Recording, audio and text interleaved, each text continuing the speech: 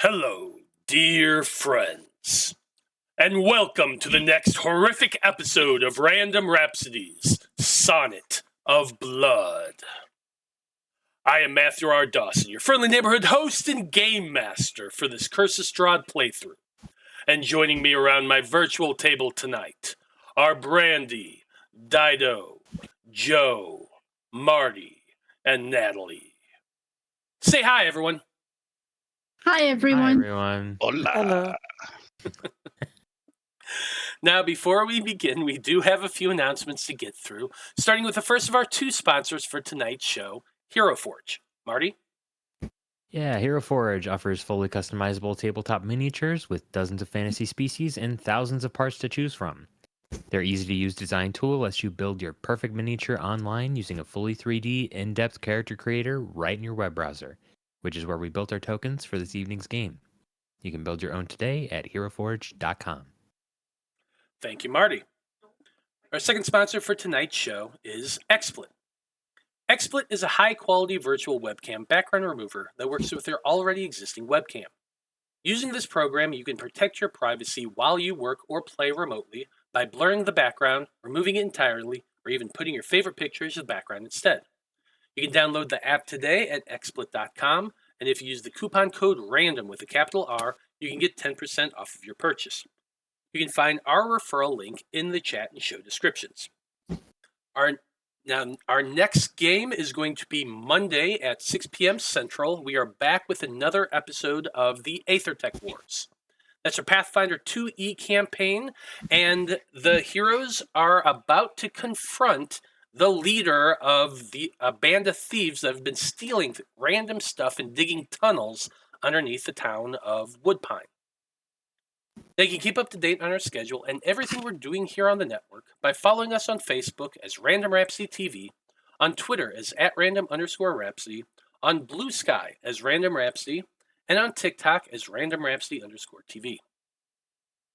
And that's going to do it for our announcements. So join us as we dive into the land of Barovia and continue on with the Conclave Expedition as they attempt to survive a Sonnet of Blood.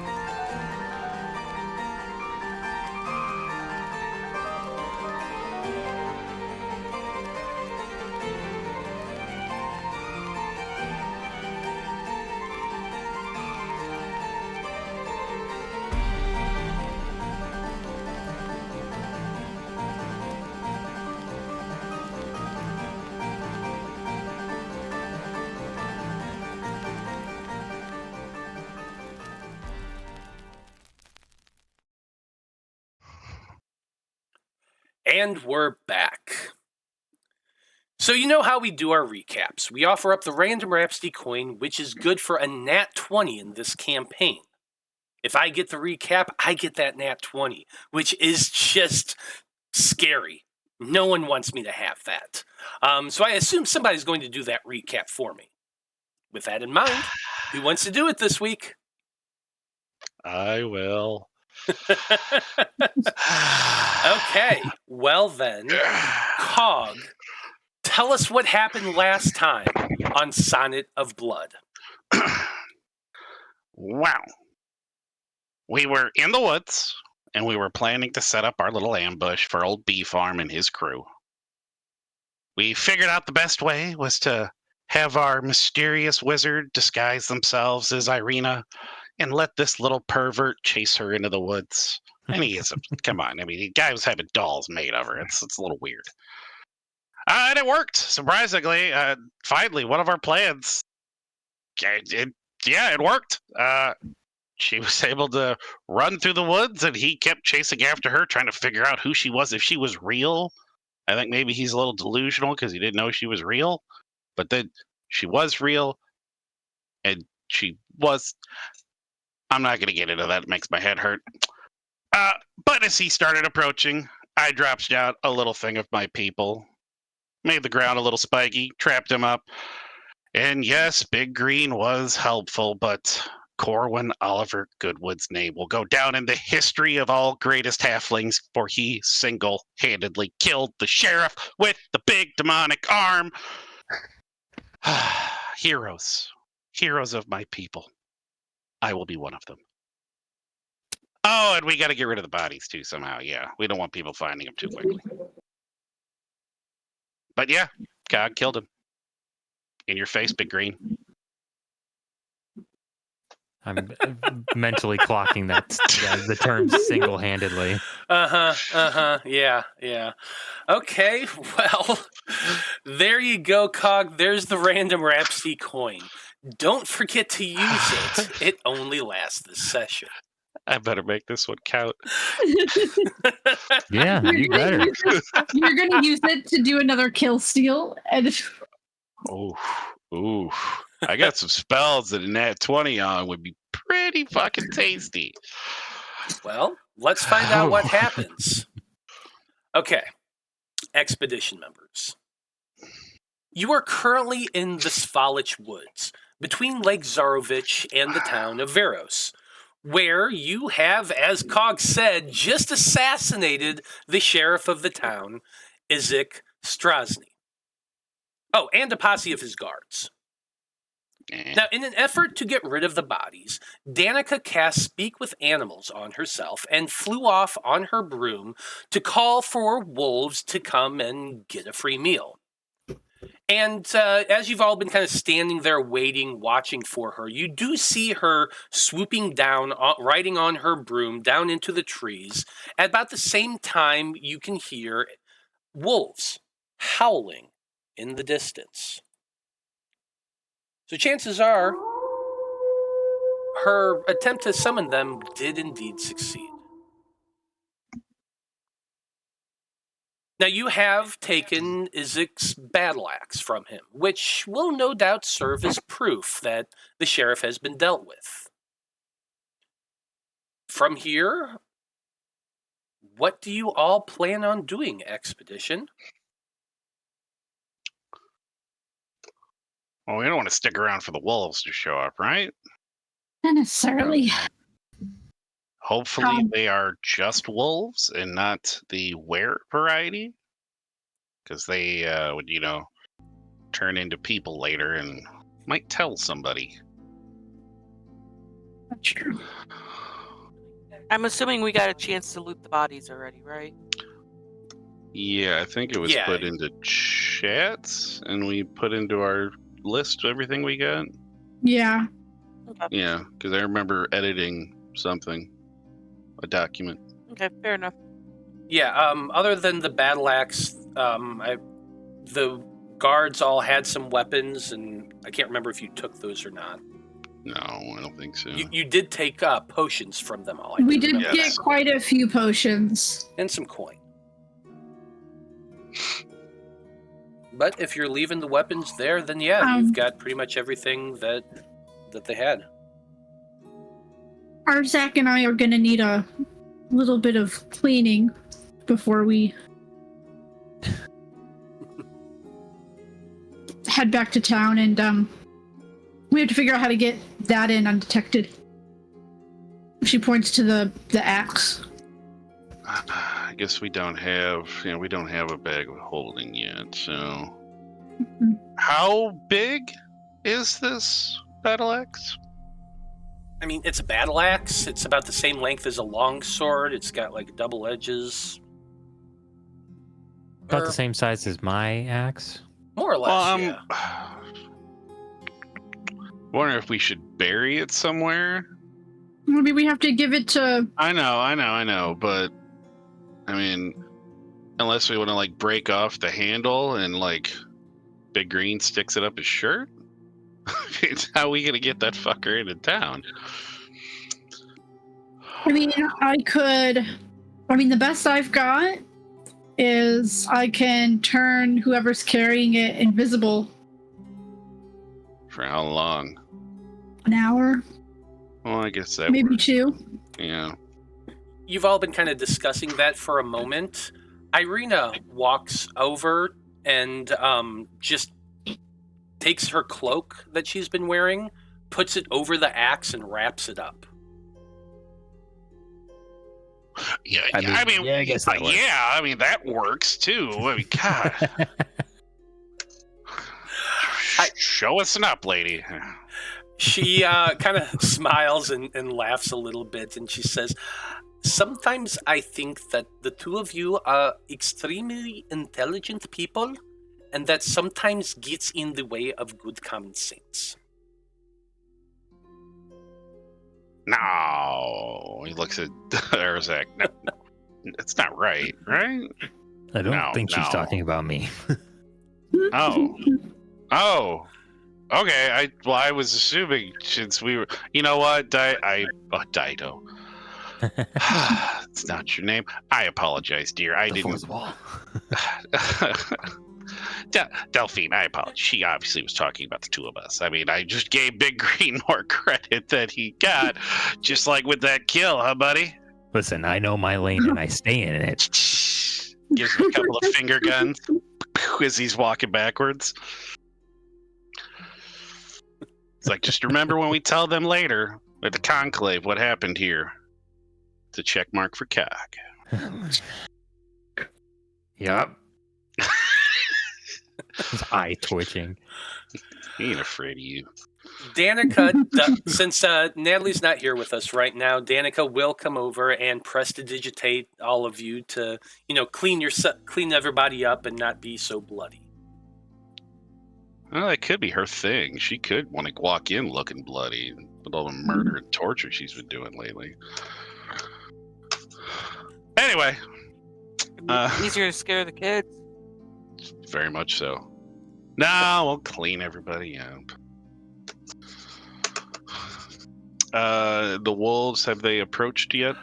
Not yet. You do hear them howling a little bit closer than before, but unless you want to actually meet them, you're probably going to need to I'd rather head not. up soon.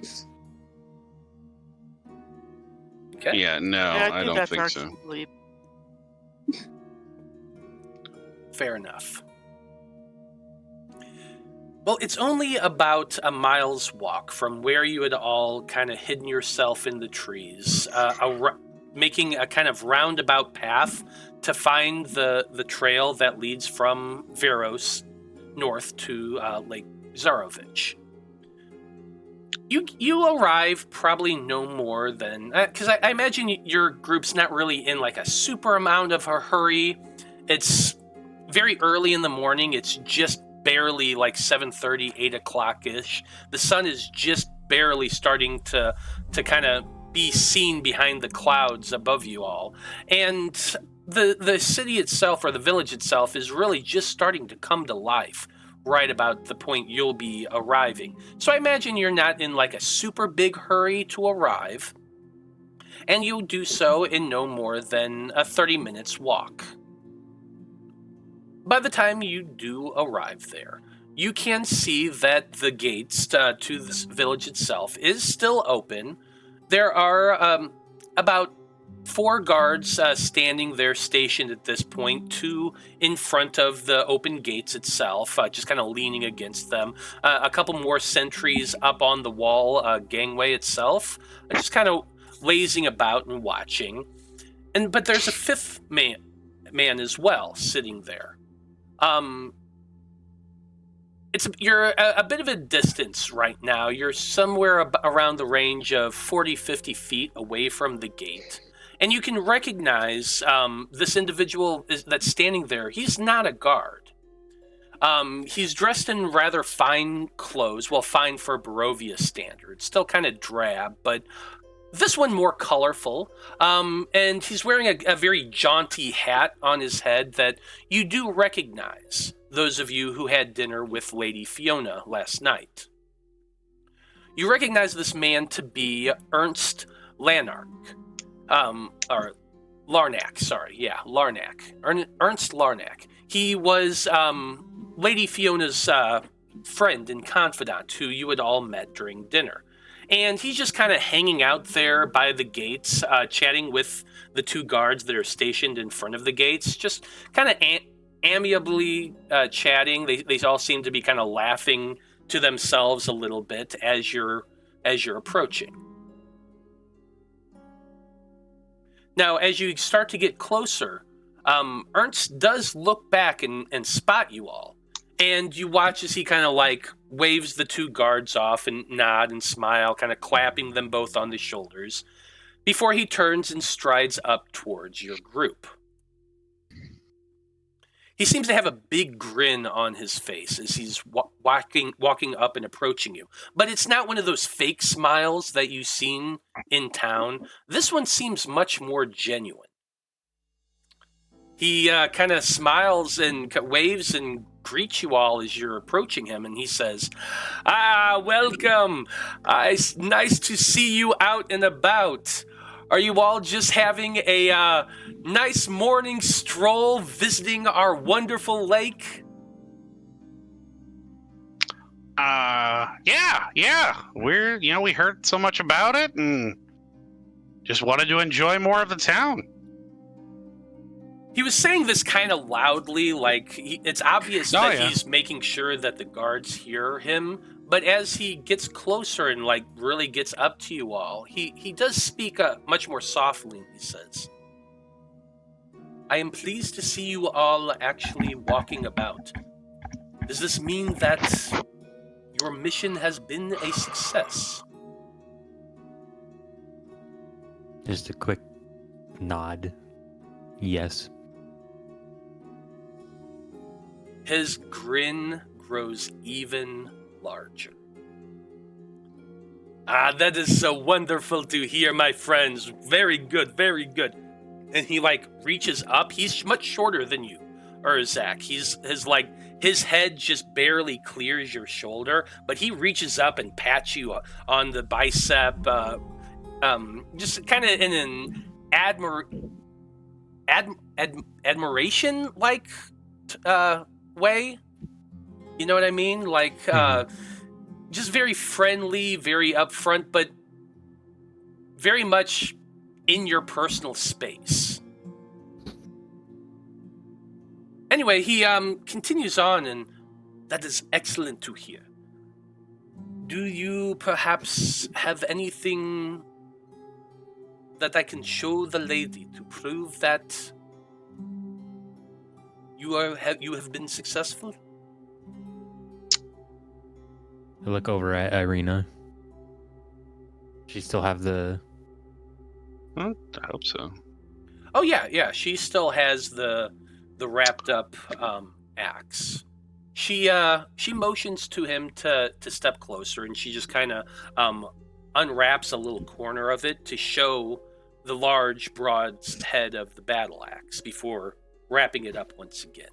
And Ernst laughs.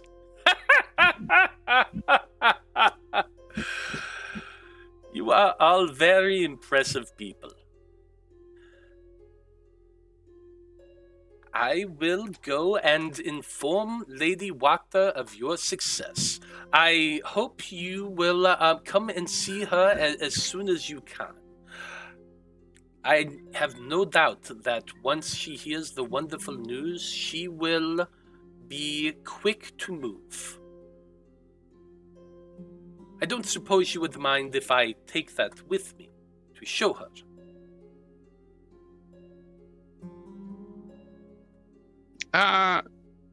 If it's all the same to you, perhaps we could bring it ourselves? Of course. No worries. You come in and bring it straight to the lady's house, and I will see you shortly. I must go. I must hurry and tell her the wonderful news. He claps his hands once more and turns and starts heading back up to the guards. But before he passes through the gate, he actually stops and motions for one of them to come closer. He kind of puts his arm around the man's shoulder. He kind of leans him in, and you see a little bit of movement. It's difficult to tell from your position exactly what is exchanged, but based on your passive perceptions, I'll let you know that it seems like a small sack. Just a small little satchel. Enough said. Mm-hmm.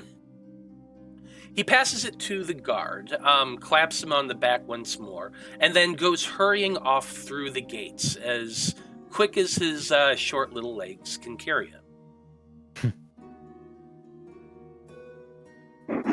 The guards... I really don't know what to make of that guy. Go ahead. Sorry. That was all I wanted to say. Gotcha.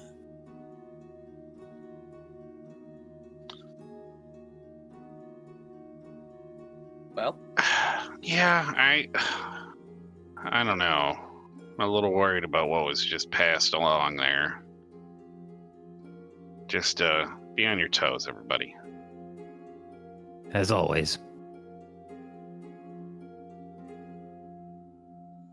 Yeah, I guess we'll start walking towards the gate. You pass through the gate without issue. The guards that are there nod at you and kind of smile a little bit, but that fake smile seems to be dropping from at least the face of the man who kind of snuck up close and was talking with Ernst. His smile seems a bit more genuine. Now, you all pass and continue on, making your way into the town of Veros itself. But as you're making your way, I imagine at least one of you would glance backwards at the soldiers. Irina certainly would have. And you would see that the two guards that are stationed up on the walkways of the wall are starting to climb their way down the short ladders that lead up to them. They all gather up together, the four of them, in the center of the gateway. They're all just kind of huddled up together, and you can see that they're passing something amongst themselves.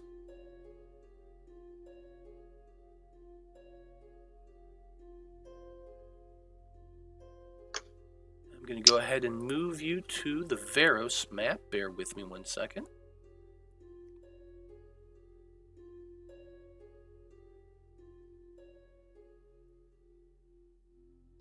You have arrived in Veros. The guards have paid you no mind. You're making your way down the northern road towards the center of the city.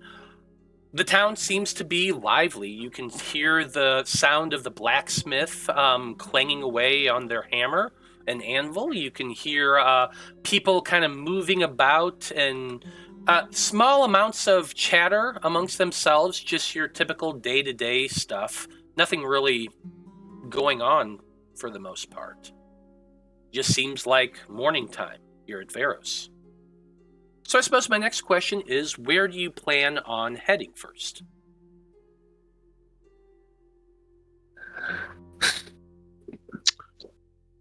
I mean, do we go right to, Lady Wachter? It's still pretty early. Perhaps go check At in the with... same time, it'd be nice to unload this, large axe. True. We could leave it at her doorstep. Yeah, that wouldn't No. get anybody in trouble, would it? Nah.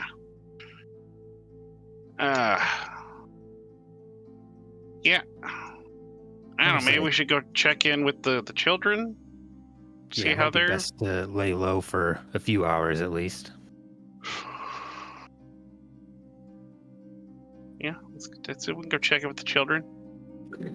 I wouldn't wait too long because they are going to miss the sheriff eventually. Well, then And we even can though go it's there. wrapped, it would be a little more suspicious. Then With I us guess we walking can around. go right away. I mean, I'm not saying right away, just I wouldn't wait too long. Oh, yeah, no, because bee farms probably due back. I will also remind you that the path that you take heading into the center of the city does go right past Lady Wachter's manor. Look, honestly, even though it's morning, even if she's still asleep or whatever, I'm sure she wouldn't mind getting woken up for this news. True.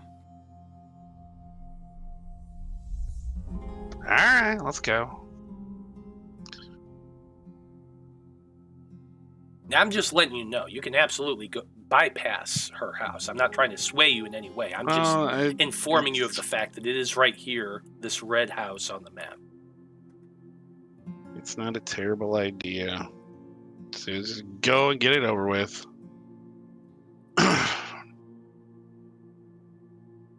Fair enough.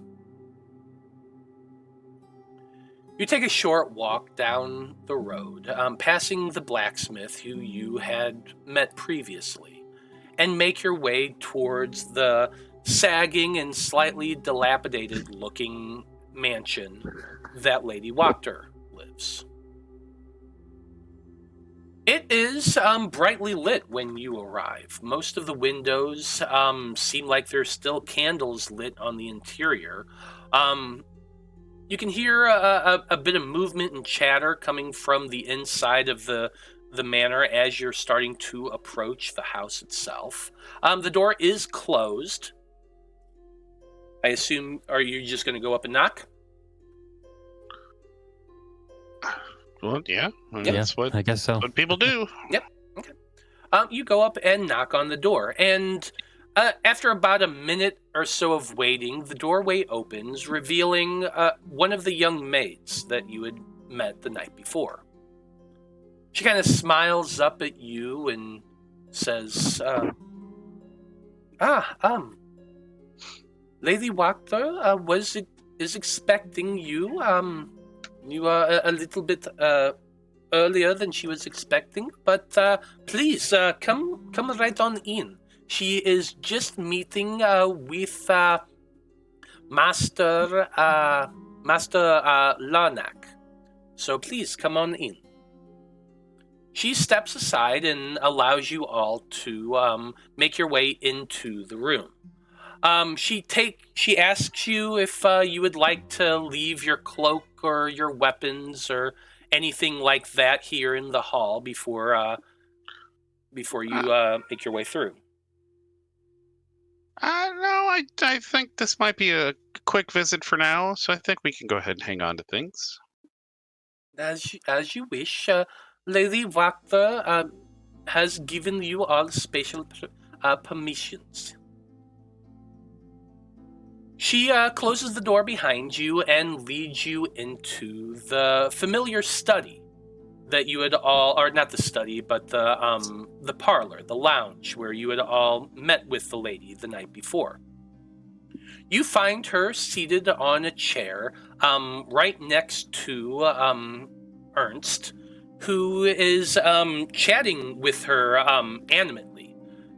As you go through the door, you're hearing the tail end of their conversation, and you overhear him saying, "Everything is in place, my lady.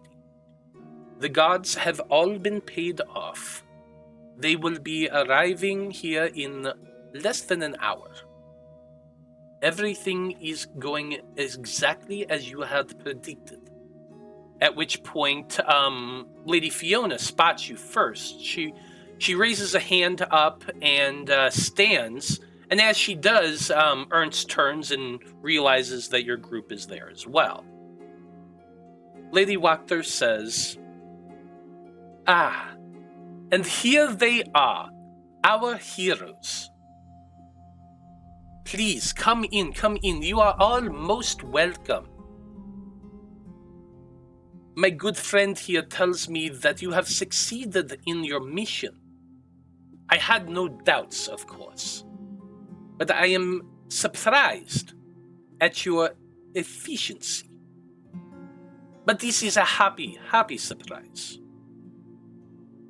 I just want to say to you, on behalf of everyone here in Veros, you have done a great service to this town. And I thank you all from the bottom of my heart. And you're all kind of taken aback as she actually spreads her skirts and gives you all a very deep curtsy. Oh. Like, this is a family game, man. It's like, whoa! Is it though? I know Cock was amazing out there, but wow, he is taken. I said spread them, not lift them. Jesus. I know. Well, you're, I suppose you're welcome. What might be the next phase of your plan here? The next phase is very simple. Guards loyal to Veros will be arriving here within the hour. I will then go and confront the Baron and inform him that his power is no more, and that he is being deposed from his position as the Burgomaster. The gods have all agreed to side with us. And with your help and your support as well, I have no doubt that the coward of a Baron will do nothing to stand in our way. Once he has stepped down from his position, my first duty will be to release Udo Ludovich, and then to proclaim to the town that it is free from the Baron and his foolish laws. I will call everyone into the town square and make an announcement personally. I hope you will all come with me to see this through. Yeah, I mean, we're kind of invested already. And you're sure that he doesn't have any other forces to contend with? As I have said before, the Baron is a coward. His entire power structure resided in the fear that Urzak provided to this town. With Urzak gone, he knows he will have no others truly loyal to him. So I have no doubt he will agree to my demands.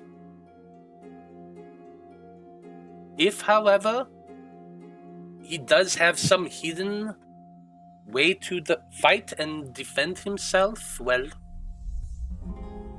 I have the entire guard behind me. And I hope you all as well. So I have no fear that he will be able to do anything to stop this.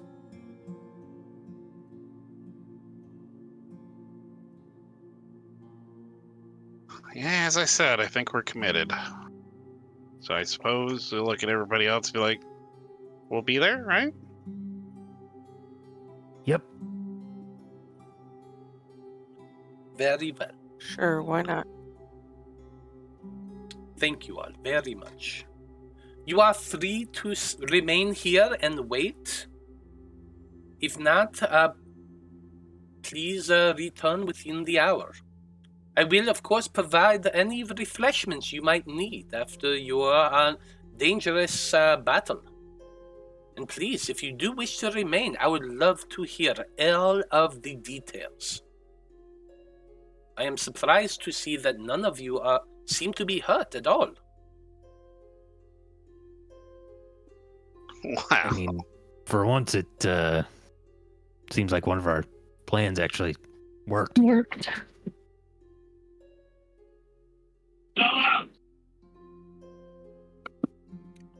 So, what are you going to do? Are you going to just stick around and kind of fill her in on everything, or do you have anything else you want to accomplish before confronting the Baron? I think probably we should at least check on the kids. Yeah. Like, how long ago did we end up leaving them? I mean, wasn't it? It was just like last night, right? Well, you went there. You left last night to have your dinner. Then you went back and you stayed the night at the church. That's Yeah. where you stayed the night at.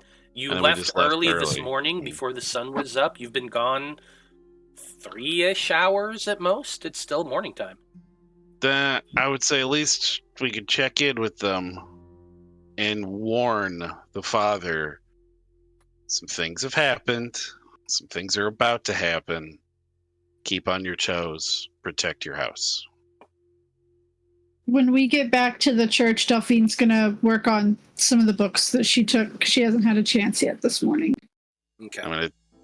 I think maybe if she's willing, I guess as they're walking back, he'd ask, is like, are you going to want to go, Irina? Or are you going to want to stay at the church with the children?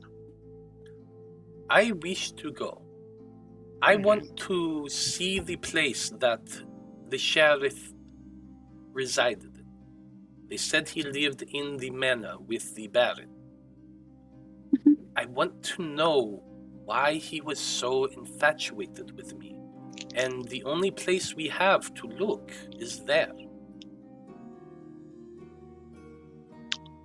I know disguise self is literally only for you, but do you have something that we can change her appearance? She's been using an alter self spell to change Okay, her so she's appearance. got it too? All right, so yeah, Yeah. then that's right. She was an old lady. Like the same thing, but She was it's an old kind of- woman, that's Yeah, right. it's yeah. not quite the same thing, but it does work. Yeah. How long does that last? It only lasts for an hour, so she used it once to get out of town, but then it let it drop during the fight with Urzak. She can cast it one more time, and it'll last for an hour.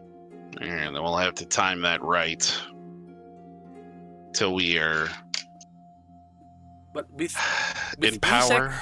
with Urzak, that who else?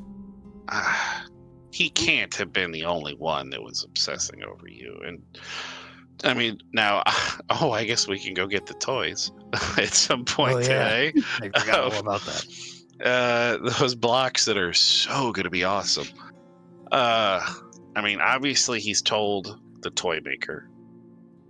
How could the Baron not? It seems like the Baron probably has to know about this somehow. I don't know how. It's very odd that only the sheriff would be. I also want to know how he even knew what you looked like. He's been dreaming about her. That's what he said before he died. Who's giving him the dreams? That is what I hope to discover. And the only way I can do that is to investigate his own residence. Yeah, maybe we can find a journal or something. Because, I mean, we can find his room and I can poke around. yeah, I'm, let's just say I'm very afraid of who gave him those dreams. I don't think I even need to say the name out loud for all of us to know. We need more information. You're correct. Well, let us see to the children and get back to this manor. That way we can go and confront the Baron.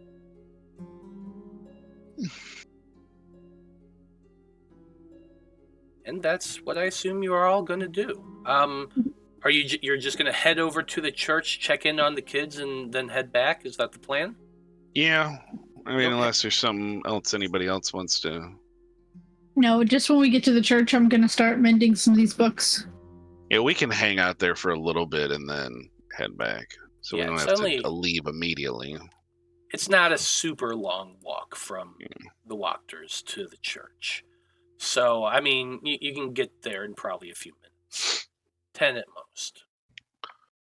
You leave the manor, promising to return by the time the guards all arrive. Lady Fiona wishes you well, but does remind you to hurry back because she is going to confront the Baron whether or not you're there. You make your way to the church. Nothing bars your path. There is, other than the general movement of the day, you can still see people are setting up for the festival that's supposed to happen tomorrow morning. Putting up, the streamers and stuff like that. Nobody seems to have told anybody to stop preparing for that. So that's still going on. But the bonfire is all prepared. It's in the middle of the town square. There's that giant pyre there. There's a weird big round circle, sphere of thatch, of woven thatch, all put together on top of it, supposedly representing the sun. People are kind of pausing by it and staring at it a little bit, but other than that, nobody seems to really pay a whole lot more attention to it. Arriving at the church, you find that the priest is actually feeding the children right now. They're all seated in their kind of bunkhouse area. There's a small table that's been set up, and all of the children are currently seated around it. They have bowls of gruel in front of them. They're all chomping away at that. But as you all arrive, of course, Davos sees you all and jumps up and comes running over and demands to know everything that happened while you were gone.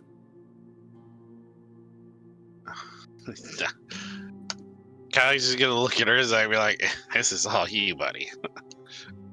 Oh boy. Urzak, are we going to do some sword fighting practice today?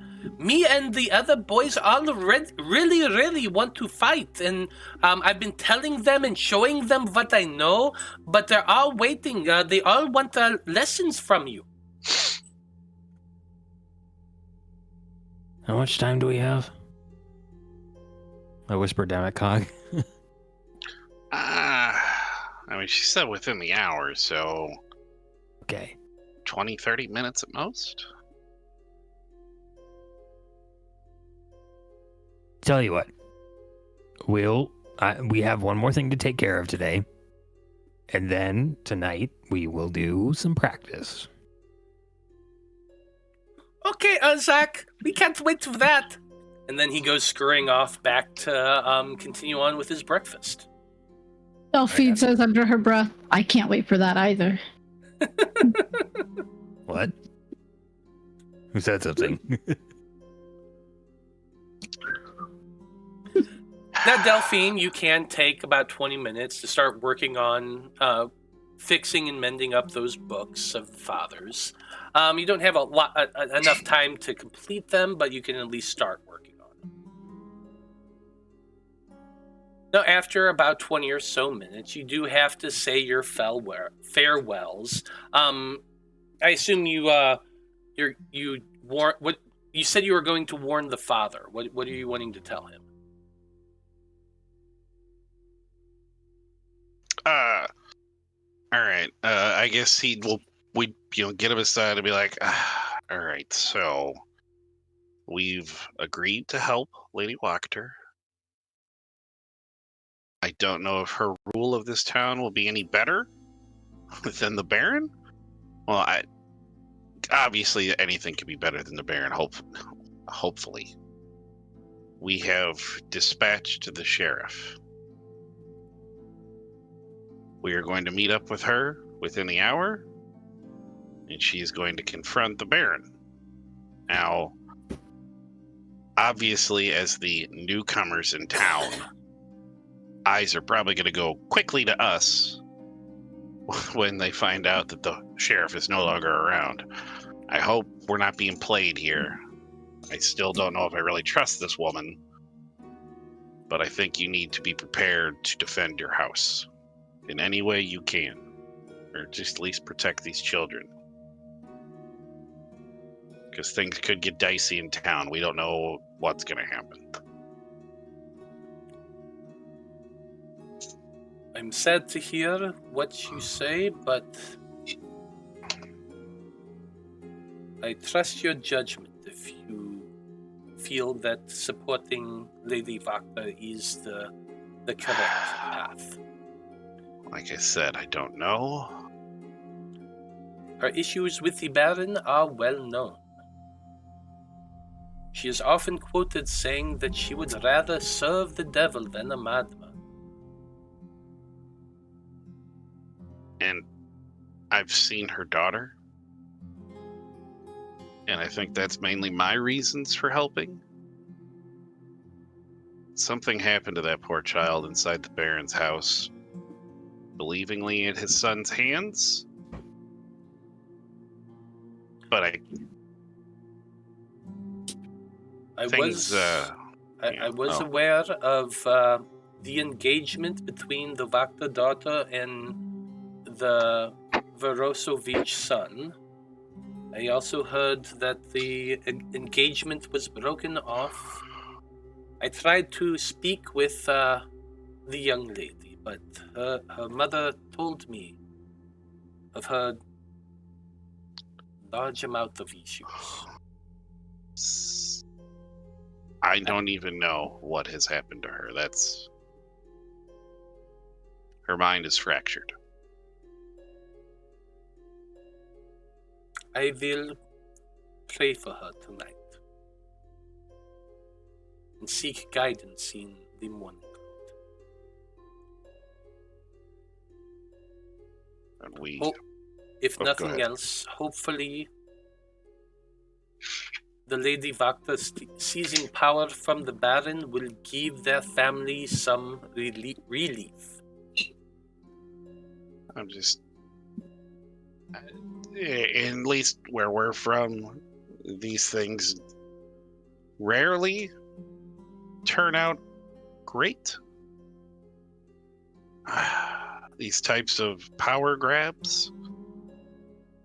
And here in Barovia, I mean, can anything be great? It seems until, the devil is dealt with, but just seeing how the people here are suffering under these very odd laws and rules put into place, and the punishments that sheriff is... I mean, I doubt any of those people in the square deserved what they were getting. I hope we haven't made the wrong choice. But something needed to be done. I will be watchful this evening and this day. If I see any trouble, I will get the children to safety. Do not worry.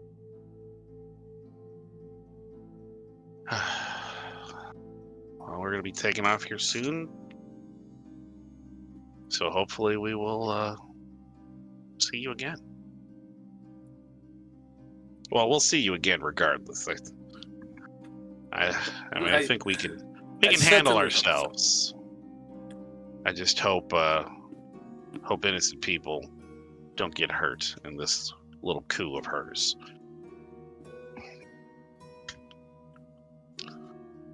You all make your way out from the church. The children wish you goodbye and kind of watch as you're all leaving.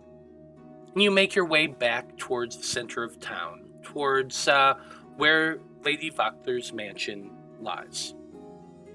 Now, once you arrive, there are a good dozen of soldiers gathered out in front of her house. And you can see the lady standing there. She has a small wooden crate positioned right on her front step, and she's standing on top of it, speaking to the guards. What you overhear is mostly just her telling them that we are all heading to the Baron's manor and will be confronting him for his terrible deeds. I do not wish violence to happen. Their family is still a noble one, but you all do what you must to ensure that he abdicates his position. As you're all approaching, she smiles and points towards you all, and she says, it is welcome to see you all again as well.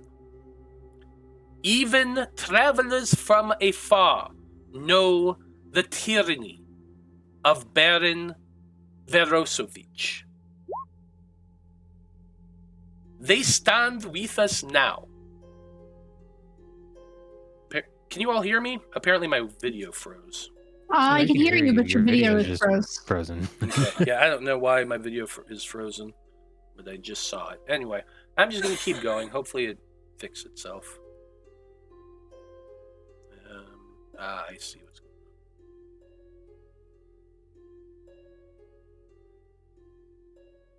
Good? Oh, yes? Can't tell. Still looks frozen to me, but I can hear you. Well,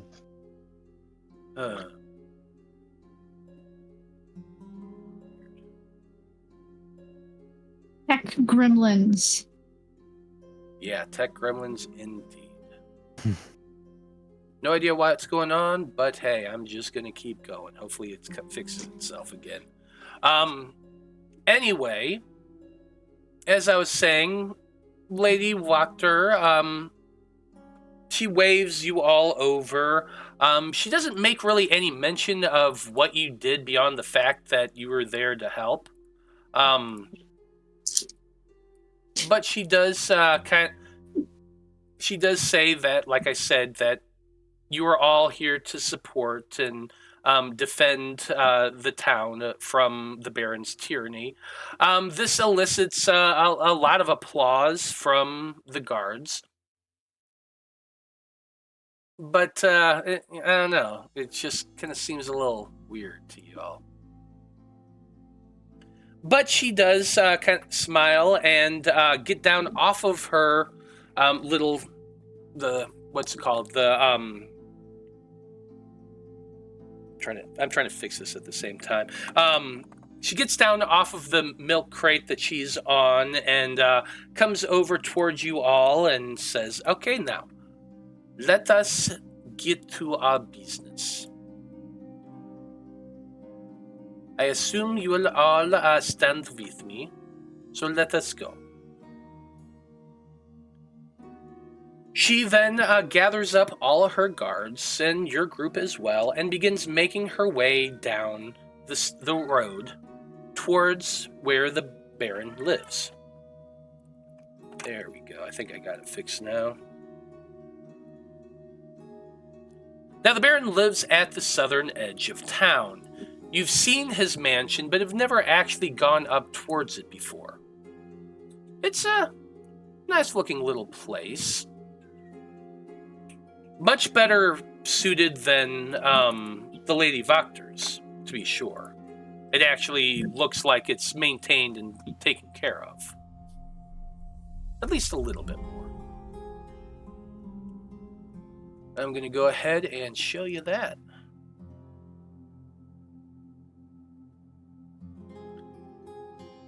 Now, this mansion has walls of plastered stone, and you can see that there are many scars where the plaster has fallen away and then covered up once again with new.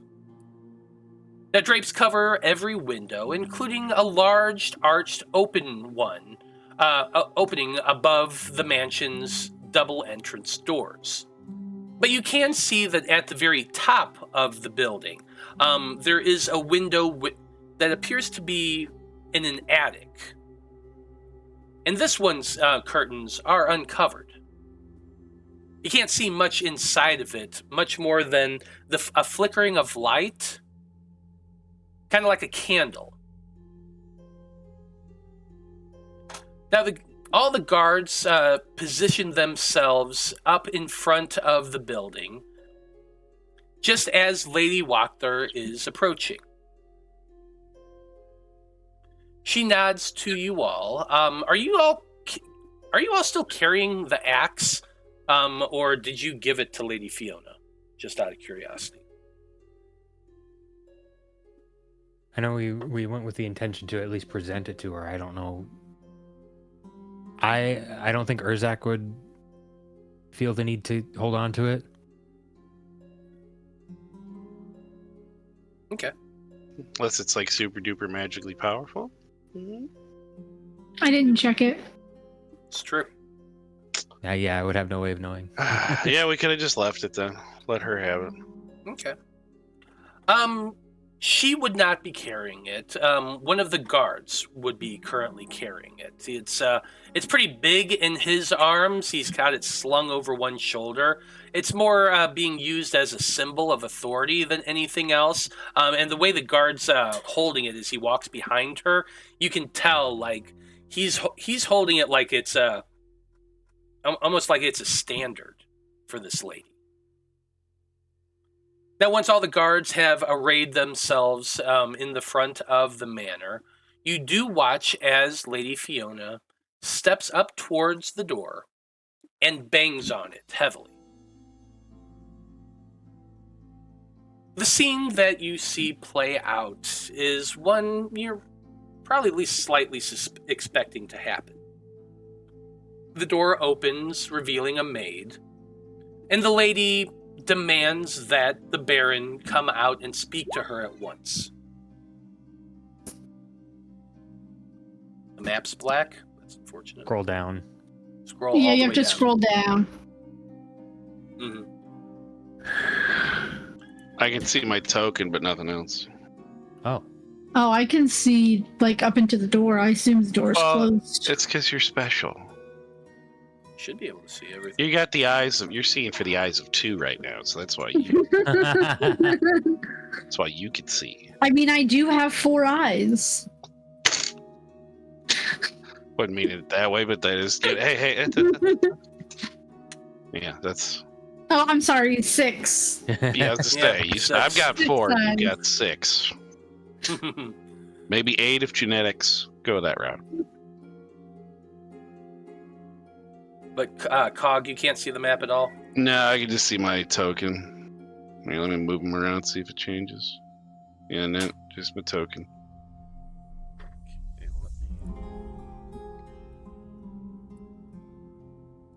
roll Oh no, 20. Danika, what happened? Yeah, the lights are on. Everything should be there. I don't... Let me... Does he have vision on his token? Yeah, he does. I'm looking at it right now, and the lights are on. There should be no reason why you can't see. Try to refreshing it. We'll see if that... Oh, nope, I see stuff now. Yeah, I refreshed. Okay, there you go. Now I can see. Yeah, mine Roll popped 20. up too. Okay.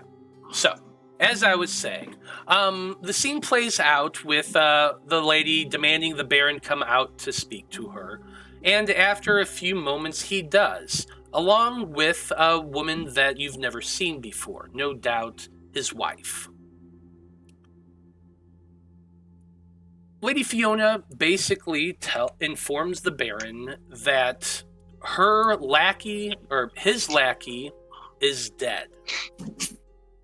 Urzak is no more. You no longer have the bully of the town of Veros to defend you. The Baron, of course, is taken aback by this statement.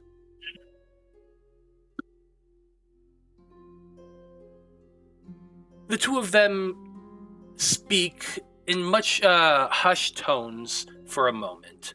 He steps up towards her and whispers. She whispers back for a moment. He steps back once again, and the Baron calls out, "So this is it, is it? All of you stand against me."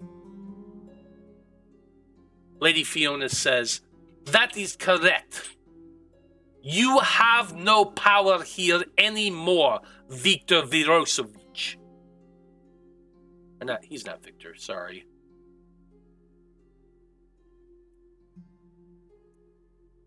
Vargas is his name, not Victor, Vargas. Your reign of terror is over, Vargas Verosovitch. The people will no longer stand for your idiotic rules, your waste of time festivals, or the way you treat the people. You have hidden behind Urzak for far too long. You used him as a bully and a slave, and we will not have it any longer.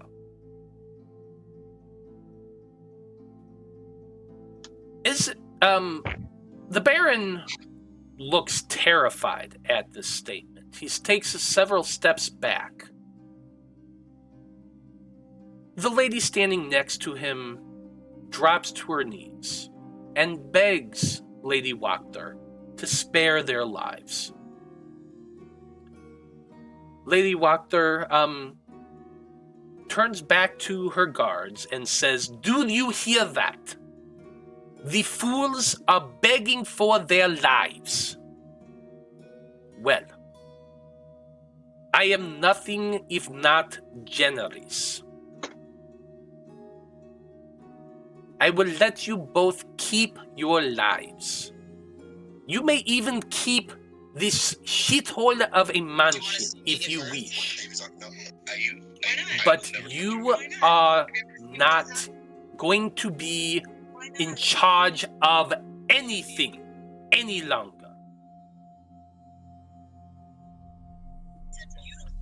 The Baron looks deflated at this statement.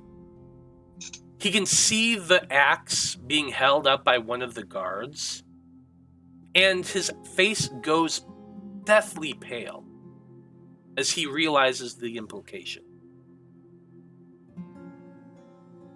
The Baron hangs his head and says, "So be it, Baron Wachter. Take this town and be damned."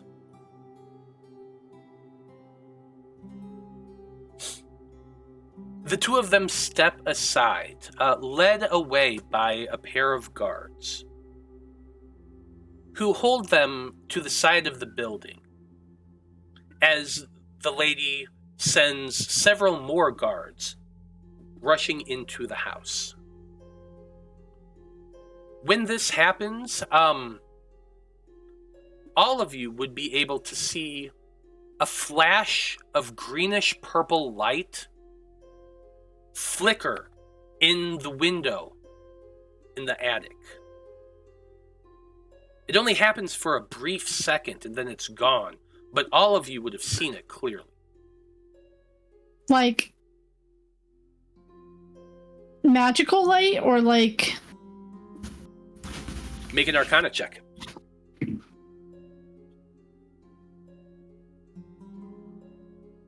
Arcana. 16. Green and purple light, yeah, chances are that's magic.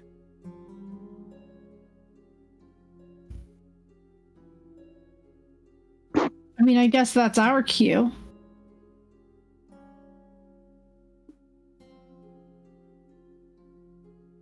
So what are you doing? I want to go check out that magic. I mean, the house is ours, right? Theirs. The house is theirs. The Verosovitches are currently being held by the guards. They seem to be completely passive and allowing the guards to go in the mansion, which they are doing so. Lady Fiona is with Ernst right now and a couple other of the guards. They are discussing a few things. It looks like they're in deep conversation right now, but it's up to you what you want to do. I would approach Fiona first before going in. Okay. Are you aware of magic users in the house?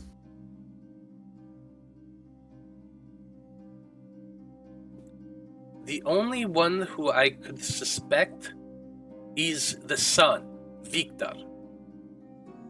I have often suspected that he used some form of magic on my daughter, but I have no proof. Well, he's currently using magic in the attic. What? Ah.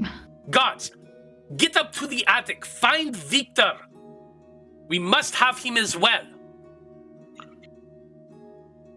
Two more of the guards go running off into the house. What are you doing? Well, is she shouting that on the Baron and his wife's faces? Is there any kind of like looks of like, oh, what's about to happen, or are they? Make an insight check. That's a 14. It's not bad. And when Lady Fiona yelled to go find Victor, the two of them both looked worried, and they glanced at one another, and then both looked up towards the house, like a little bit confused. Well,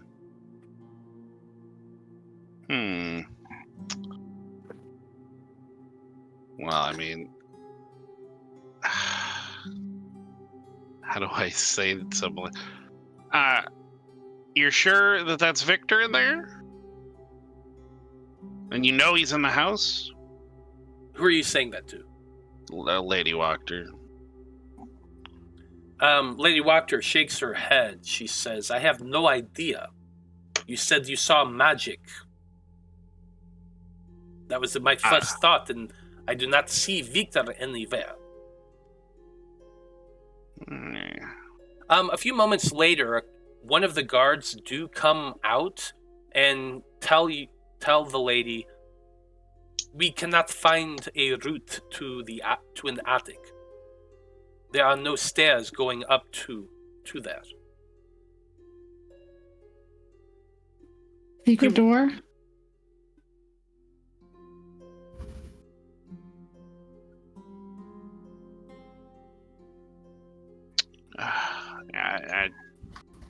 I mean, yeah, there could be. It's an old house. I mean, Would it a is- divine it- sense give me anything here? Divine Sense tells you if there are fey, fiend, or undead within so many feet. Yep, celestial fiend, undead. Are you using this? I will use one. Yes. Okay. You do cast your spell. You do not sense any fey, fiend, or undead. Okay. Spider climb would be amazing right now. True. It's a fun spell. Mm-hmm.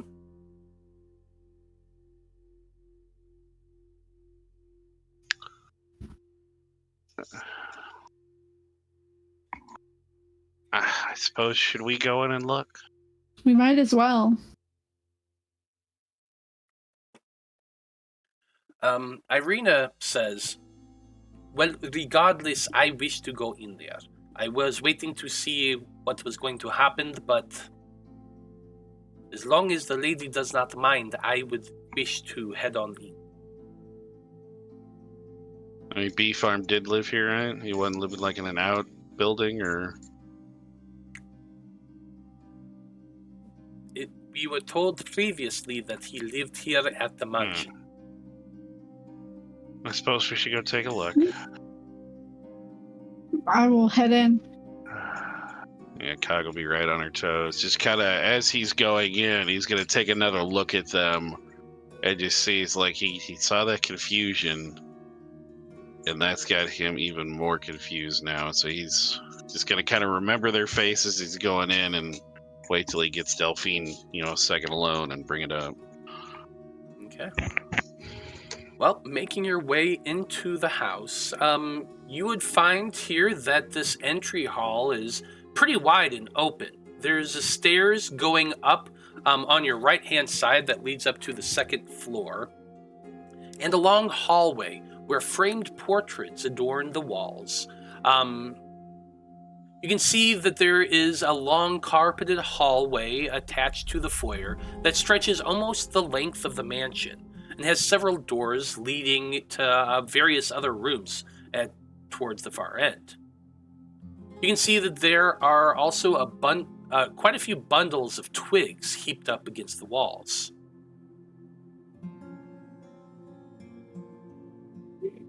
I'm gonna head up the stairs. I'm trying to find the attic.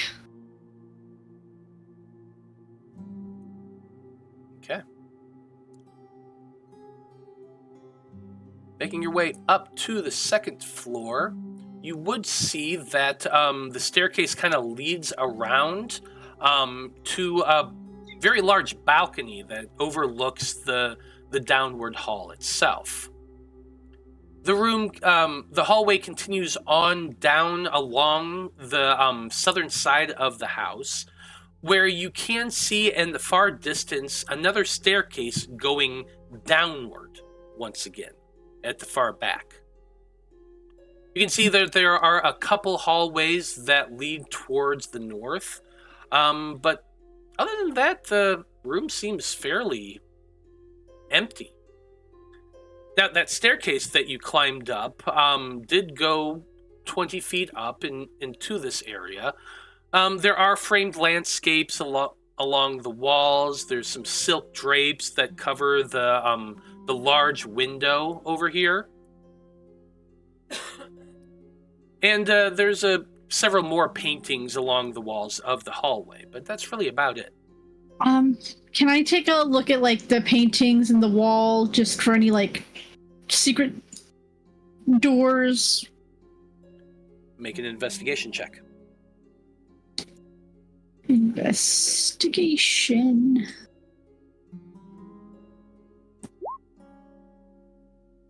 Natural 1. Yeah, you kind of search around, but don't really find anything amongst the paintings. No buttons or anything like that.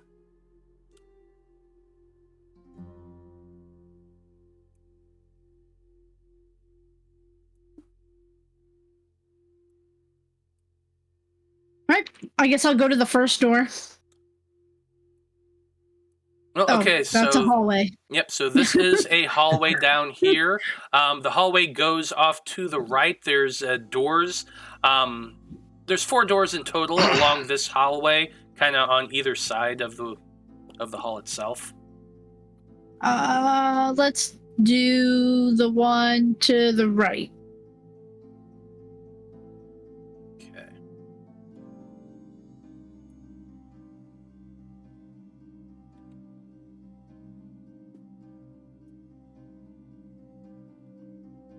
Opening this doorway, you're standing there, and Irina is directly behind you, looking over your shoulder. You both look about, and all you see are dolls. This room is full of pretty little dolls with powder white skin and auburn hair. Some of them dressed beautifully, others plainly. Some of the dolls fill a long bookshelf, and others are arranged in neat rows on wall-mounted shelves. Still others are piled atop a bed and a heavy wooden chest. Every single solitary doll looks the same, although the function and the creativity and the design of them differs from individual to individual. All of them still have that same form. Every one of them looks like Irina. And behind you, you hear Irina gasp as she surveys the same scene. Winksy was not kidding. He had a lot of dolls commissioned. I will at least move out of the way so that she could get in, if he so chooses.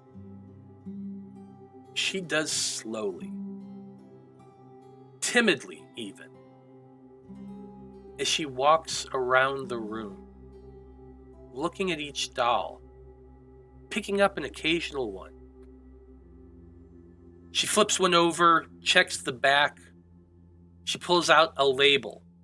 It's the same label you've seen so many times. He's no fun, he's no Blinsky.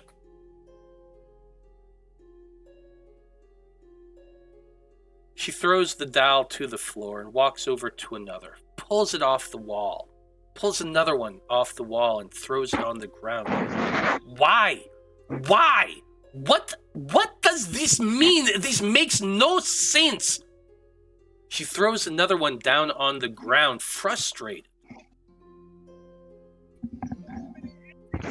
She begins looking about, pulling open drawers, digging around through heaps of wrinkled clothing. She pulls out a short sword from behind the bed and throws it on the ground, just casually ignoring it. She pulls out bottle after empty bottle under the bed. There's tons of them. Like, she starts pulling them out, and there's a good 30 or more. While she's doing that, can I look around for like a journal or something that's not a doll that looks like Irina? Make another investigation check. Hopefully not a natural one. And while that's 21. going on, and what's everybody else doing?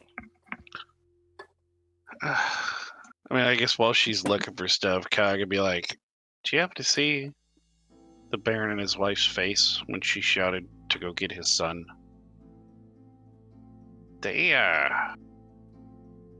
looked pretty confused when they looked at the house. Like, almost as if they could, like, our son, he's not here, I don't know what it meant, but they didn't look like they were concerned. They looked confused." I mean, so you think like confused, like he wasn't supposed to be here? Or maybe they're like, Or they don't why would know. they be, like, I don't know. It just seemed like when she said that, they looked up at the house really confused, like, he's not here. Kind of like, be like, wait, why was she sending somebody in after, like, they looked at each other, looked at the house, and they had no idea why she was shouting that way? That's definitely need to be on our toes, because I don't think. I mean, it's easy to get in and out of places undetected, but like, why wouldn't you let your parents know you were home? And I guess he hasn't been seen in town for a few days. I remember somebody saying that. But I don't know. Something's going on. That's exactly. Well, why were they whispering to each other before? What was that about? I mean, my hearing is not. I'm low to the ground. So yeah, I don't know what that was about, but it just seemed weird that all of a sudden they kind of have a slight exchange, and then bombastic, and you're all against me, Well, maybe if we can find their room, maybe we can find some answers. I don't know. Yeah, it's just very. I mean, now that makes me even more concerned that they couldn't find a way to the attic. Yeah, and there's definitely magic. Yeah, being cast up there. Things just don't seem what they. I don't know. We're missing a lot of information here. I kind of gestured all the dolls. A lot of information. Yeah. I mean, I expected like 4, maybe 5. Well, no. Blinsky said he was making a lot of them. I know, but I mean, a lot is relative. Well, really, a lot is 2 or more when it comes to this. This is excessive. But yeah, I guess let's see if we can find, a journal or a book or something. I did roll a 21. That's why I was bringing it back to that. Yep. Yep, absolutely. And with your 21, you are absolutely convinced that there is no journal in this room. It's frustrating. There are 30 or more bottles of fucking wine, all with the same label on it, but there isn't a single piece of documentation within this room itself. The Wizard of Wines, I'm guessing. Yeah, all of them are what's it called? Purple Grape Mash number 3. Wait, and didn't he Wizard come of in? Wines. Didn't he come in to the bar like really pissed off that they were running low on the wine supply? Well, I remember he demanded some for the festival, right? Maybe at least that. Okay. Are the bottles empty or are they full? Oh, they're empty. They're 100% No. empty. Well, shit. Let's go take a couple souvenirs. Drink to his health. Or lack thereof. You would also notice at this point that there is a little bit of a commotion outside the hallway. You all glance out to see that a young man, wearing nothing more than a dirty pair of breeches, is being carried out by a couple of guards. He has deep lacerations across his back. He has bruises all up and down his ribs and his arms. This is clearly Udo Ludovich, the kid who was whipped the day before. Yeah. You see him being carried out from this upper level here. Irina, go ahead. Where did you find him? He was being held in a closet down at the end of the hall over there. And they point down up to the north up here. There you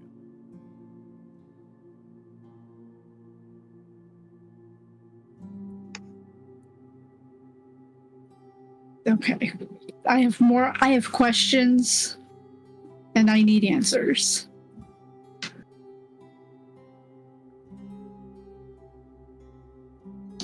Was there anything else other than the dolls in this room of any kind of significance? Other than there's that short sword that Irina found underneath his mattress, that's really about it.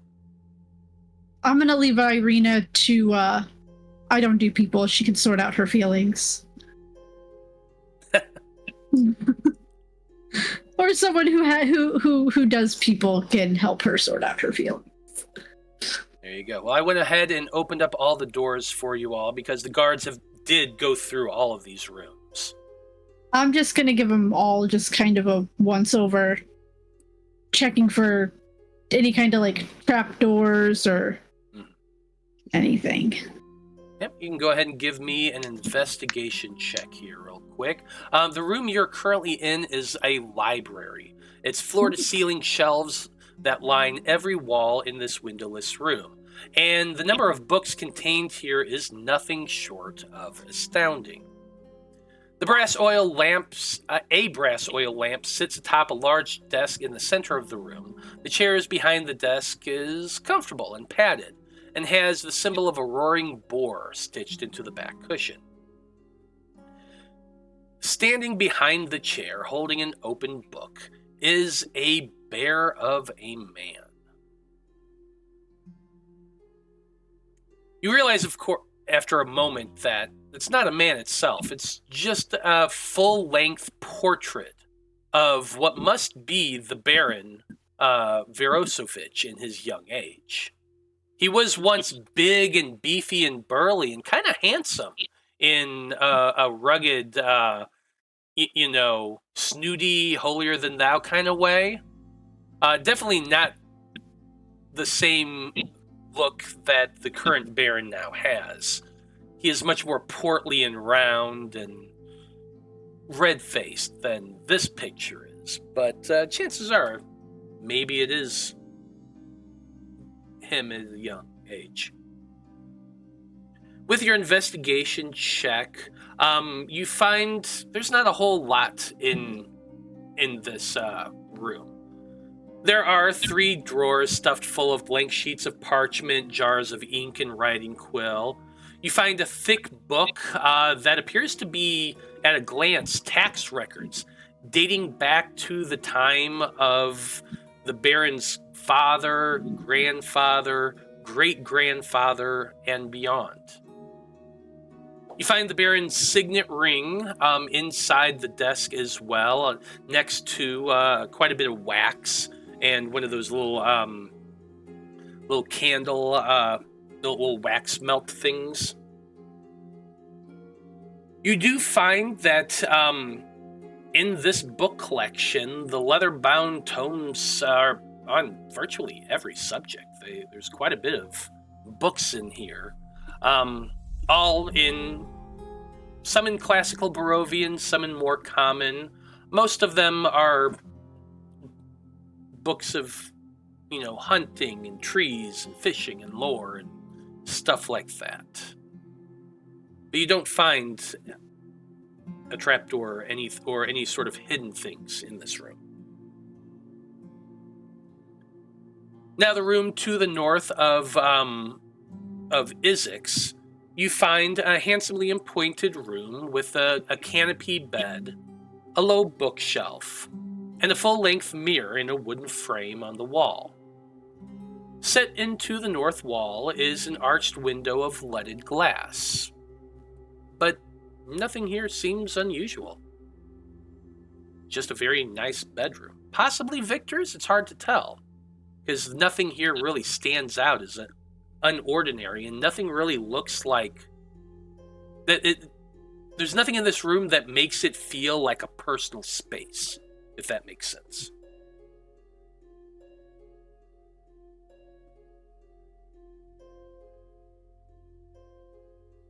Much as this room interests Delphine, because books.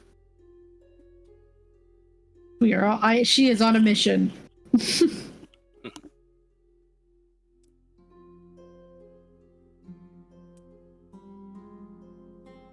Which rooms are you searching next? We'll just keep going right to left.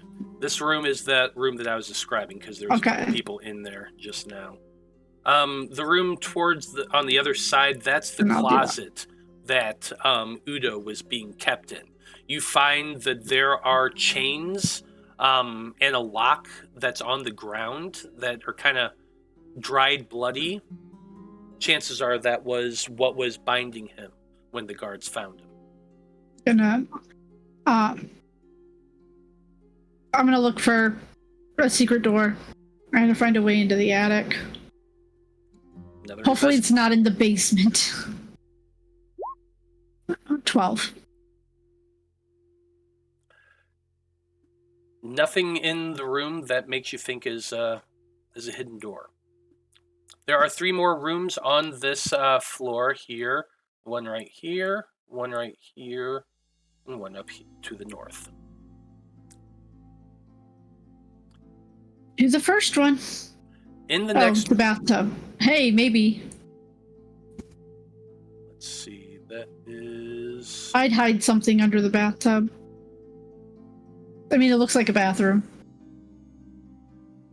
Yeah, that is just a standard bathroom. An iron tub with clawed feet stands against the back wall. Neatly folded towels rest atop a table near the door. I'm going to keep rolling on that 19 you had rolled previously and just let you know that there is nothing in this bathroom. Okay. Nope. Now, in the next room, you find that this room smells of powder and fine perfume. There's a vanity mirror that stands against one wall next to a faceless wooden mannequin wearing a white bridal gown.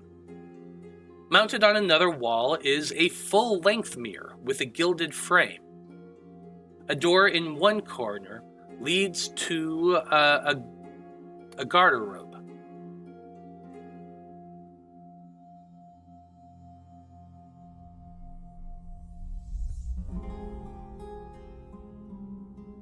Interesting.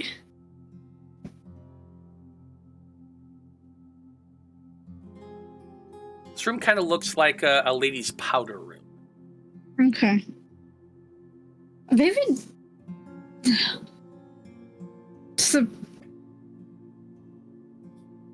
Does the gown look like new or like old or like dusty? To your eyes, no. It actually looks pretty well cared for. It's old. It's definitely old. But it's very, very well taken care of.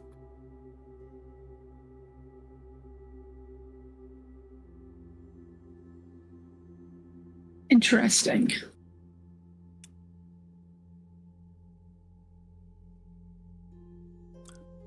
Is everybody else kind of working around with Delphine? Yeah. Yeah. I just kind of let her do her thing. Yeah, I'm just like a hound dog looking for a secret door. Yep. Make that next investigation check.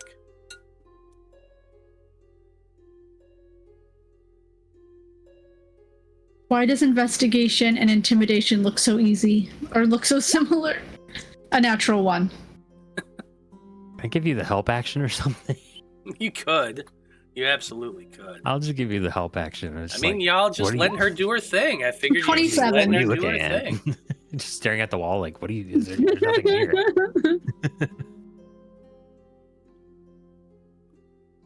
That's better. Okay. Yeah, 27. And with the 27, you don't find any hidden doors or anything like that. The one thing that stands out is that full-length mirror. It's beautiful and gilded. Probably worth quite a bit of money, but other than that, with your 27, you don't find anything else. Okay. Let's go into the room with the beds. The bed. Absolutely. Now, this room is obviously the master bedroom. Time has faded the grandeur of this room, unfortunately. The furnishings have lost quite a bit of their color and splendor. You can see that there's a short pull rope that hangs along the side of the bed, right next to the right-hand side of it. Other than that, there is a dresser, a wardrobe, and a small table on the opposite side of the bed that has a decanter of what appears to be whiskey and a couple glasses. Anybody need a drink? All right, well, we know what we're going to do. It's a 26. Yep, and with your 26, you are kind of looking around carefully. You do spot a crack along the ceiling. It's barely visible. It's really difficult to distinguish against the grains of the wood, but that appears to be a trap door. You're kind of looking about, and like you look about the room, trying to find a way to pull it down. Is there like something to grab onto and yank? Is there a button? You don't find anything of that nature, and you're starting to get frustrated until your eyes land on that rope pull by the side of the bed. I'll go over and I'll pull it. You go over and give it a pull. It's not too difficult, and the I should have doorway, checked it for traps, but that's okay. it's okay, because you hear just a click, and a trapdoor drops down. You can see that there is one of those pull ladders that you have to reach up and pull down to get up there, but it does lead to the upper level. Well, looks like we found it. Oh.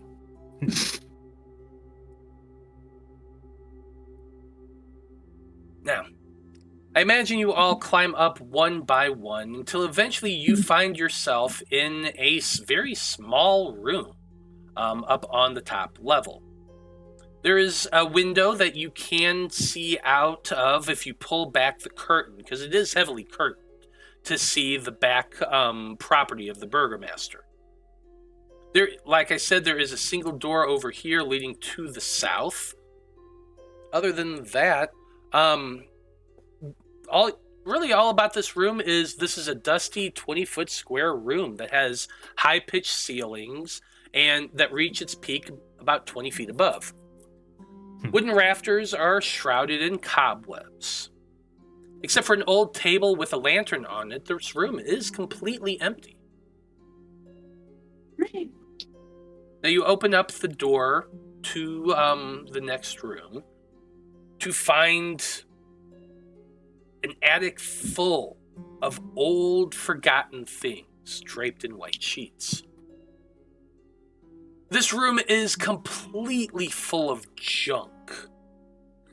You can see piled around are barrels, crates, trunks, old furnishings covered in cobwebs of dust. However, you do see a clear footpath through this maze. There is one small section that kind of snakes its way around all the battered furniture, leading towards the eastern side. Okay.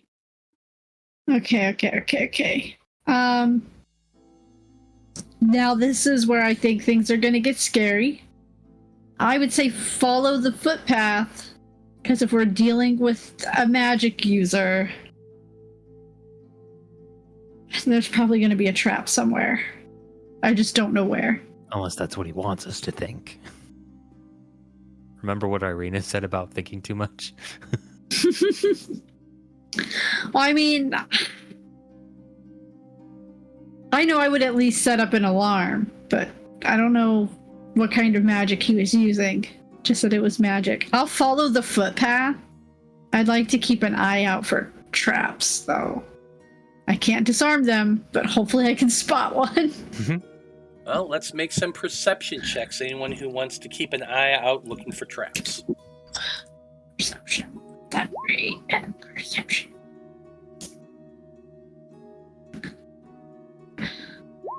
Yeah, 7. I'll make a roll. Why not?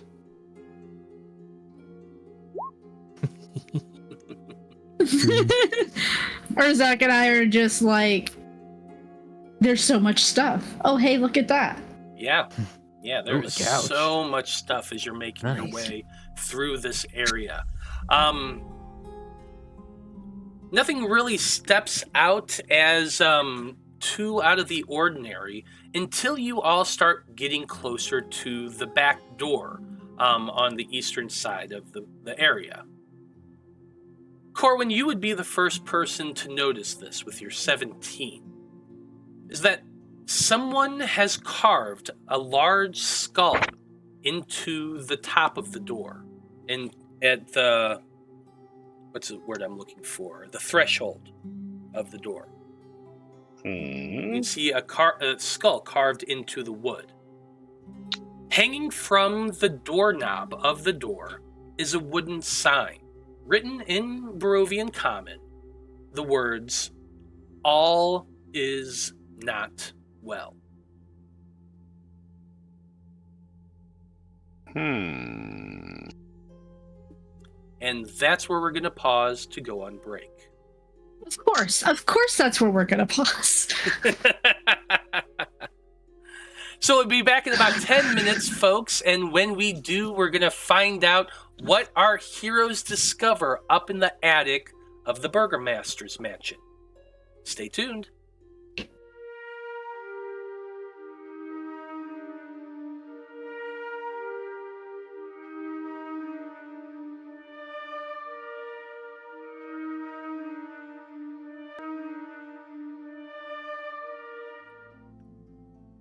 Howdy, everybody. We are back. And when we last left off, our heroes have found themselves inside the attic of the Burgomaster's mansion. The Baron, whose name is Verosovitch. They are up there and in the attic, and they just discovered a door leading into the far eastern side of the building, where somebody has crafted and carved a skull into the threshold of the door. And hanging from the doorknob is a wooden sign that reads, "All is not well." So, with that in mind, Expedition members, what do you want to do? I would like to take Ashlyn's recommendation and ritually cast Detect Magic. Okay, so you're going to pause for 10 minutes to cast Detect Magic. While that's going on, is anybody doing anything for those 10 minutes? I guess I'll maybe burn another divine sense in this place. It would be probably outside the range of what I got from the ground. Okay. You focus your intent, casting out your divine sense. And in the next room, you do detect the presence of undead. They're on the same level as you and just on the other side of that wall. What are the details of divine sense? Does it give you any more information beyond the fact that there it is? You can open your awareness to detect such forces. Until the end of your next turn, you know the location of any celestial fiend or undead within 60 feet of you that is not behind total cover. Well, I guess technically this would be total cover, but I'm still going to allow it. You definitely feel them.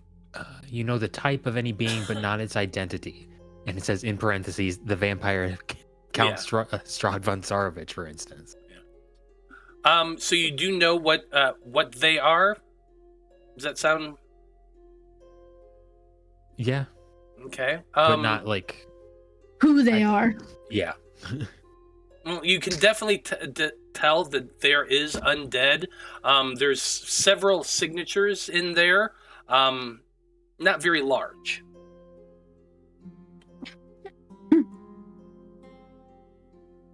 We've got company, I think. What kind of company? Oh wait, I'm ritually casting. Never mind. Yeah, you're ritually casting. You can't talk. What are you talking here, bud? I draw my axe slowly and say, "Be ready."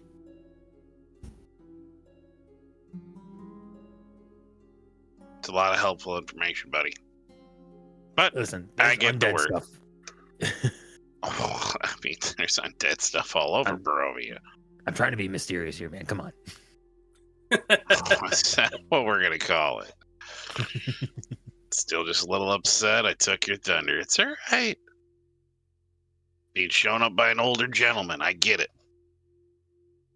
Now you gotta be all gun ho. It's all right, buddy.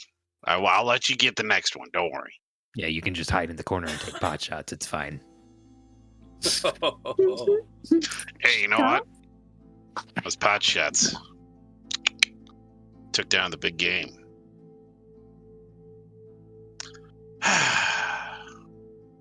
Hog is gonna get smacked so hard one day. I'm just expecting to see him go flying out a window at some point. It just cuts to the outside of the mansion. Yeah. Terrible. Anyway, after 10 minutes pass, you cast Detect Magic, and you do sense the presence of magic coming from the door.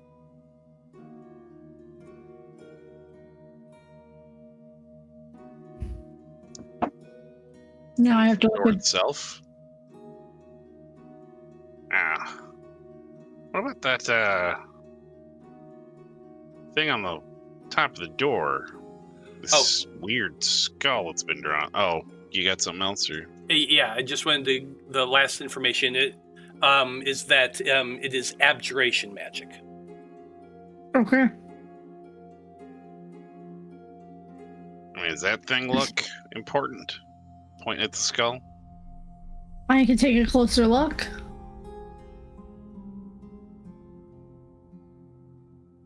You can get closer than I can, obviously, but Make for me an investigation check if you're going to be checking out the skull. Investigation, natural 20 for a 28.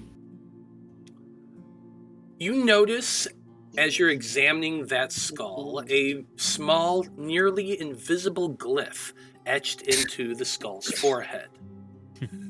Make me an Arcana check. Actually, you know what? I'm not going to make you because you rolled a nat 20. I'm just going to tell you this. You recognize it as a glyph of warding. Oh. Good Ooh. catch. Thank you, chat. I I mean, can you take care of that?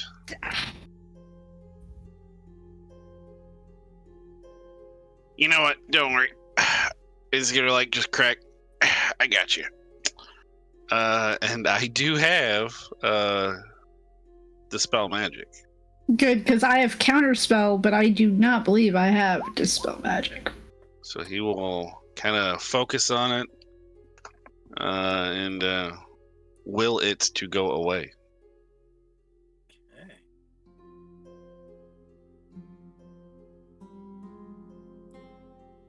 You cast your spell, dispelling the magical glyph. You focus your energy, willing your goddess to assist you, and you are happy to see the glyph dissolve away thanks to your dispel. Oh, wow, that's nice. See, he's gonna, maybe. All right, I got to do it. I already thought of it. He's gonna look back at Big Green and be like, "You see, you should have followed my lady instead of the father." He's like, "I'm sorry, buddy. I shouldn't poke fun at you. I know you had a crisis of faith. That was in poor taste. I apologize." Steam. Breaks fourth wall, looks at the camera. My player is a bit of a dick. What are you talking about? I don't know. All right, if there is a glyph of warding, I don't even want to know what was inside of that glyph. I'm pulling out my rapier. Can it be? What? I guess it's different. No, a glyph of pick what warding, element you basically, want? you just pick your element and it zaps Yeah. you. Yeah. Okay. Yeah. I don't want to go in first.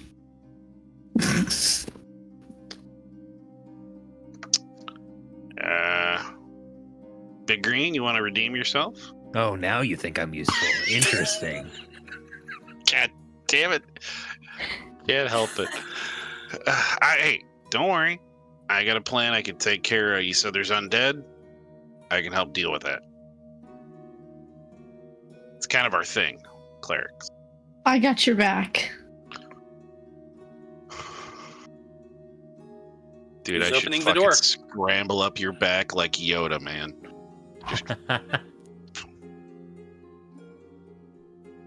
Open door, you must.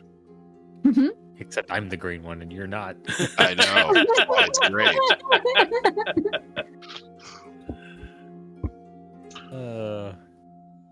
Well, Yay, there's a girl. hey, Natalie. Look who it is. Natalie.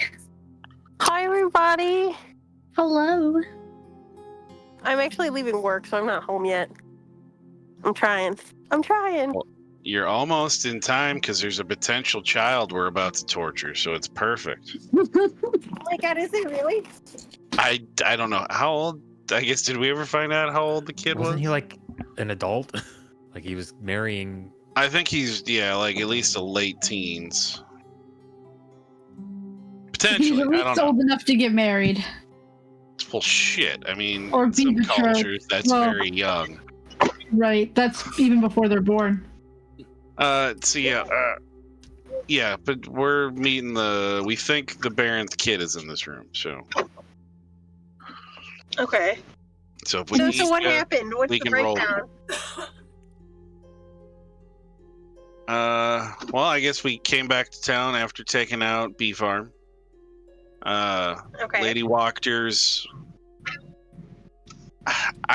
They're banging. Her boy toy. It seems that way. He met us there. He got us in. He paid off the guards. Oh, like that sleazy guy? Yeah, her little pet, the little weird guy. Ernst, yeah. He got us in. Told us to meet at Lady Wachter's house. We kind of went, had some moments with the father and our favorite little boy. And then we went to Lady Wachter, met with her, and then we approached and confronted the Baron. And now we're searching through his house. So the Baron has been disposed. Oh man. Or deposed, I guess is the word, not disposed of. Yeah, Deposed. deposed. He's currently being held under guard in the front of the mansion while the group is searching it. So that's where we find ourselves, and Urzak is getting ready to open a door, right? Yep. Okay. Have we Currently all released? good Have we forces. released? Have we released all the people from their the people that he had trapped? We had the one that he had trapped in the house, the kid, but I think the others were in the stockade, weren't they? They were. Yeah. But no We'll get doubt to them later. they'll be saved here soon. And Okay. so let's go ahead and get that door open. Oh wait. Oh, are we live right now? We are live. Yes. This whole time? Yes. Yeah. Whoops. It's okay. well- You didn't say anything weird. You're fine. Nope, you're good. But anyway, so as you open the door, you all glance about, weapons in hand, not sure what to expect.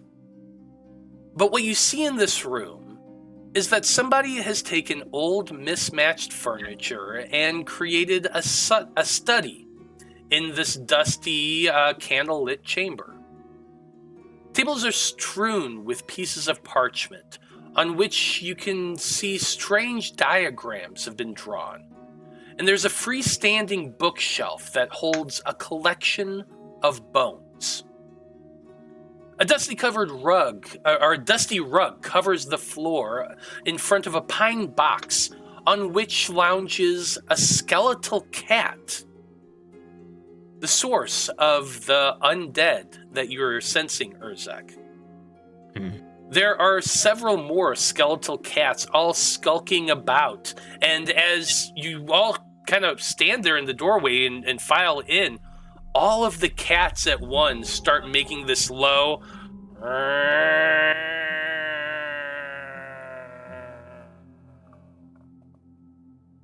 growl as they begin kind of backing away from you all. That's unfortunate. What's most unnerving in this room is the sight of 3 small children standing in the northeast corner with their backs towards you. The children don't seem to be reacting to your presence at all, but the cats are kind of hissing and scampering about, trying to climb onto the biggest pieces of furniture that they can, clearly trying to keep away from you.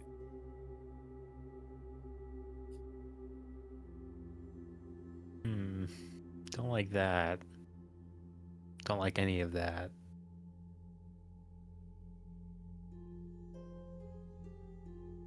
What do you do? If only we had someone here that could speak with animals. Yeah, but they're skeletons. Yeah, they're dead. I They're guess still animals. Danika's gonna put out her hand and go, "Here, kitty, kitty." I guess I'll check out. You said there were like parchments on the desk. Yeah, is quite a bit of paper on the desks. I'll check out some of the papers, I guess. Make for me an Arcana check. What's everyone else doing? And you said the 3 children are standing just like with their backs to us? Mm-hmm. They have not reacted to your presence at all. Oh, shit. But they look to be children. They're dressed in different type of faded clothes, jerkin and breeches, that sort of thing. They look to be children. Like they're I guess actual children, or are they just statues? That one's standing there. If I move closer to get to the children, what does it do? If you start moving closer around the desk toward the children, the cat kind of scampers away from you, and goes running out the door. Yeah. Yeah, he just kind of like very slowly start approaching and see can he see if they're breathing? Is he see like any kind of movement at all, or are they just like statues? Make for me an investigation check. I rolled a 17 on my Arcana, just Glancing So I don't over forget. the sheets of parchment, you can see, Delphine, that they are covered with elaborate diagrams of partially written out teleportation circles. You've seen teleportation circles before. They're used in the Twisting Spires, and the Erudite Conclave is well known for having their whole, an entire network between their locations. So this is not unfamiliar magic to you, though you yourself do not possess the mechanics of the spell. You do recognize this fact. You can see, however, that they are in bits and pieces, half-formed. Some of the paper, like you kind of have to layer on top of each other to see more of the completed picture. And you can recognize that what he seems to be doing, he's trying to work out the spell himself. Judging based on the notes and the arcane writing on a lot of these pages, that's definitely what he seems to be doing. Whoever has been in this room, assumedly Victor, has been trying to master the that spell, the teleportation circle spell. Now, Corwan, with your 18 investigation, you approach the children, and they're not moving a muscle. There's no signs of breathing or anything. The closer you get, you realize that they're actually wooden mannequins dressed in child's clothing. They're complete with wigs and hats on their heads as well, but when you come around and look at them, the face is blank, featureless, other than like a point of a nose.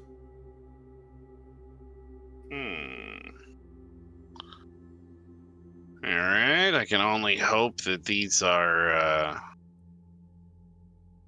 you know what? I'm not going to even go there. But maybe he had siblings in the past, and these are like manifestations of those? It's creepy. And then he'd go over and start helping Delphine look for stuff. Vide, Urzak, what are the two of you up to? I'm just like staring down all these cats. Just like, yeah, they're kind of staring back at you. They're not making any moves towards you, but they're definitely growling low, hissing. Their backs arched a little bit, as though trying to scare you away and keep you back, but they're definitely not on the attack. Do these cats, do they understand human speech? Actually, Danika's going to use a universal feat, or whatever. It's something that she has for being a college of eloquence. I don't have my pager in front of me, Sure. but it's like the thing that she can use where she can say like 20 words to one thing in particular, and it will understand her no matter what. Okay, you're talking about your universal speech ability. You have the ability to make your speech intelligible to any creature. As an action, choose one or more creatures within 60 feet of you, up to a number equal to your charisma modifier. The chosen creature can magically understand you regardless of the language you speak for 1 hour. really cool. And we're picking Skelecats. Yeah, well, I can use it. I can use it multiple times after I have a rest. So why not Skelecat? Oh yeah, it's your charisma modifier. Yeah. Yeah, you can use this. Once you use the feature, you can't use it again until you finish a long rest, unless you expend a spell slot of any level to use it again. Oh, that's kind of cool. So you can do it Yeah. up to your charisma modifier, which is 4. So you can do it to 4 of the cats, and they will understand you. So Well, Danika's gonna go. She's gonna do that, and she's gonna go. Here, kitty, let's be friends. Wait, and how much do I get to talk to him for? I'm sorry. You can do this for an hour. An hour? Okay. Well, she's Okay. gonna talk to the skeleton cat.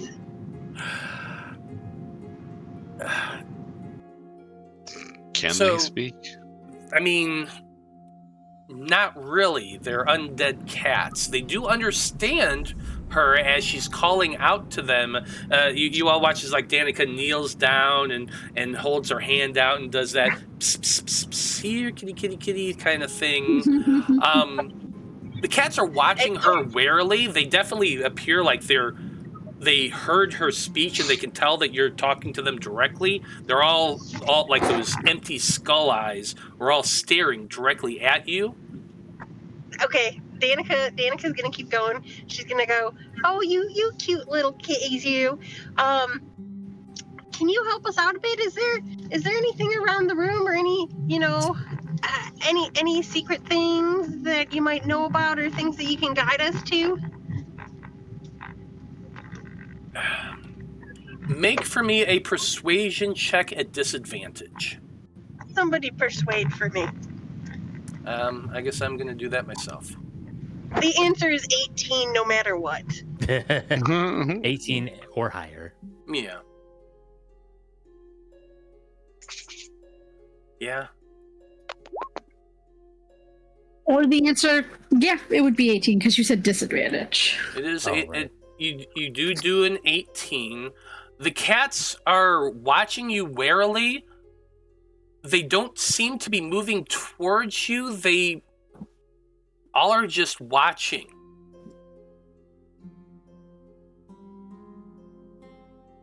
They don't move. They don't twitch. Other than their tail, the tip of the skeletal tail kind of twitching back forth and a little bit.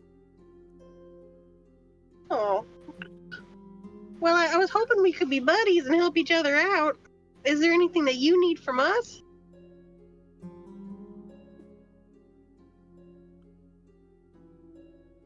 The only response you get is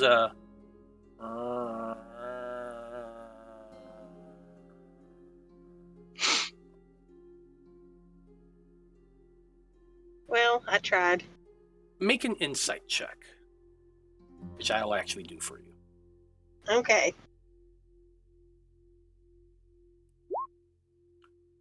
That should not have been a disadvantage. You rolled a 12.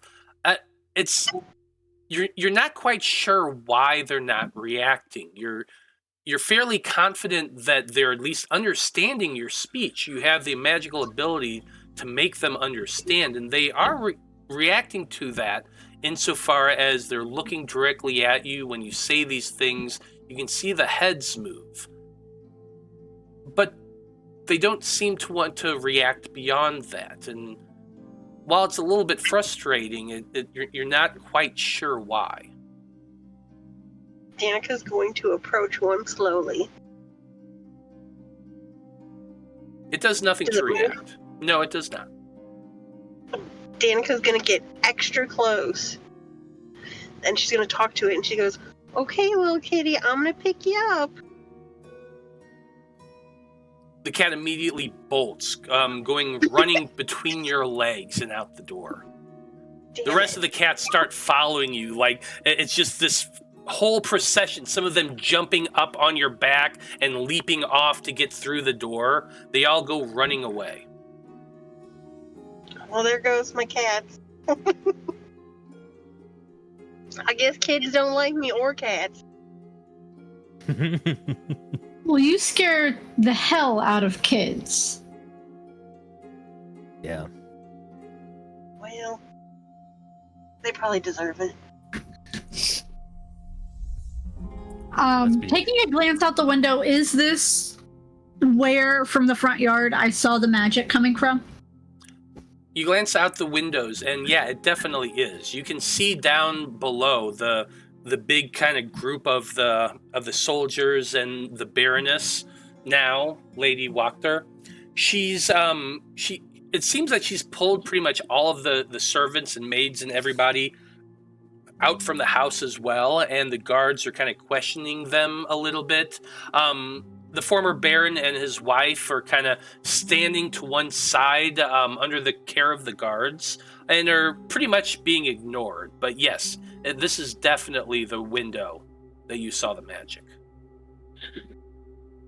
Well, these papers are attempts at a teleportation circle.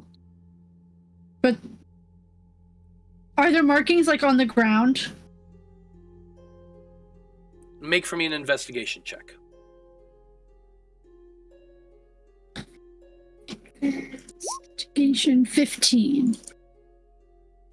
You're glancing about, looking for signs of one.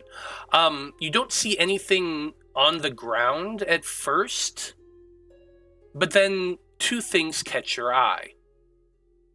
In the corner over here, you see a piece of chalk, barely more than a nub, laying on the ground. The area around there is perfectly swept clean, other than that one single piece, which stands out to you. The other thing you see is here at this rug over here, you notice that underneath it are dark flecks and droplets of dried blood.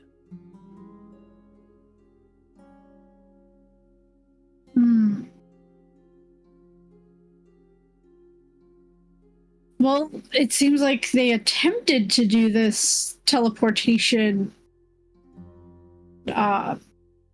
circle, and it would explain how Victor would get in and out of the house without his parents knowing.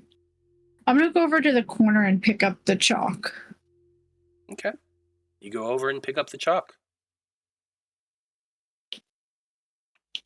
You do recognize it. The type of chalk is the type specifically used for teleportation circles. You have to use special chalk for it, which usually runs like 50 gold, I think, off the top of my head. I don't remember. But yeah.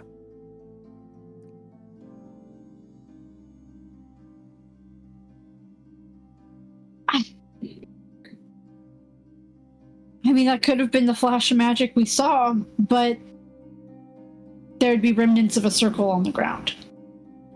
Which means it's probably still here somewhere. I'm pretty sure the spell uses up the chalk. When it's It does use up the chalk, but you have to draw it on the ground. Yeah, which but I think stays on the ground. Let me read that. Pretty sure it does not.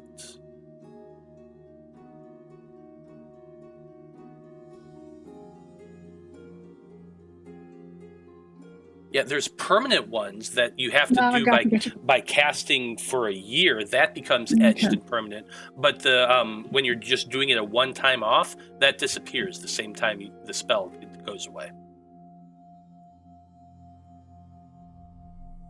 How big does a circle have to be? I'm not a high enough level, so I don't. It's a 10-foot diameter circle, which would fit. Which would be the rug. Space. Yeah. But the rug is there. You can't draw on a rug.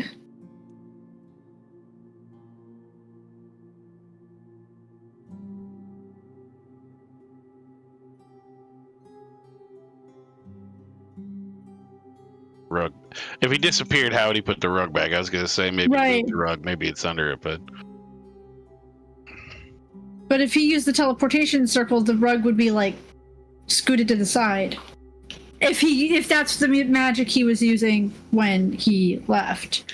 I'm gonna go move the rug aside and look at the blood a little closer. You move the rug aside, and you find a large stain of blood.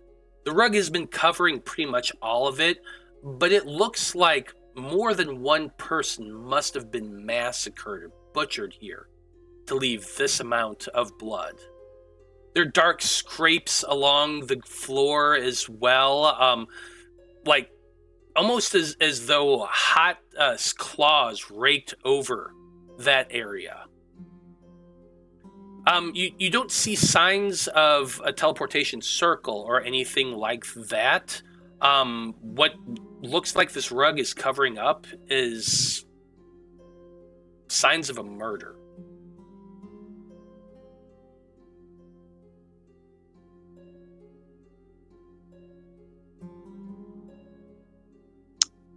But What you whose? I will say, Right. though, that like examining close, getting down and looking with that 15, you do see some remnants of chalk there. Judging based on what Okay. you're seeing here, you remember the scene that you're seeing here kind of evokes back to stories that you had heard while studying at the Twisted Spire. People who attempted high-level magic such as teleportation, but get the spell wrong, can end with particularly disastrous results. You've heard of people, as they're trying to get the spell perfect, testing it by like throwing animals in through it, and when the spell fails, similar scenes like this are left. Much smaller, given the fact that it's like a small animal, and usually the student who is found doing that is severely punished by your school. But there are stories of it happening. And judging based on like the splatter and the scorch marks and everything, it wasn't an animal that would have left this. It would have to be several people at least. Jesus. Well, it was a failed attempt at a teleportation circle with human subjects. How many failures? Was this one? Quite a few.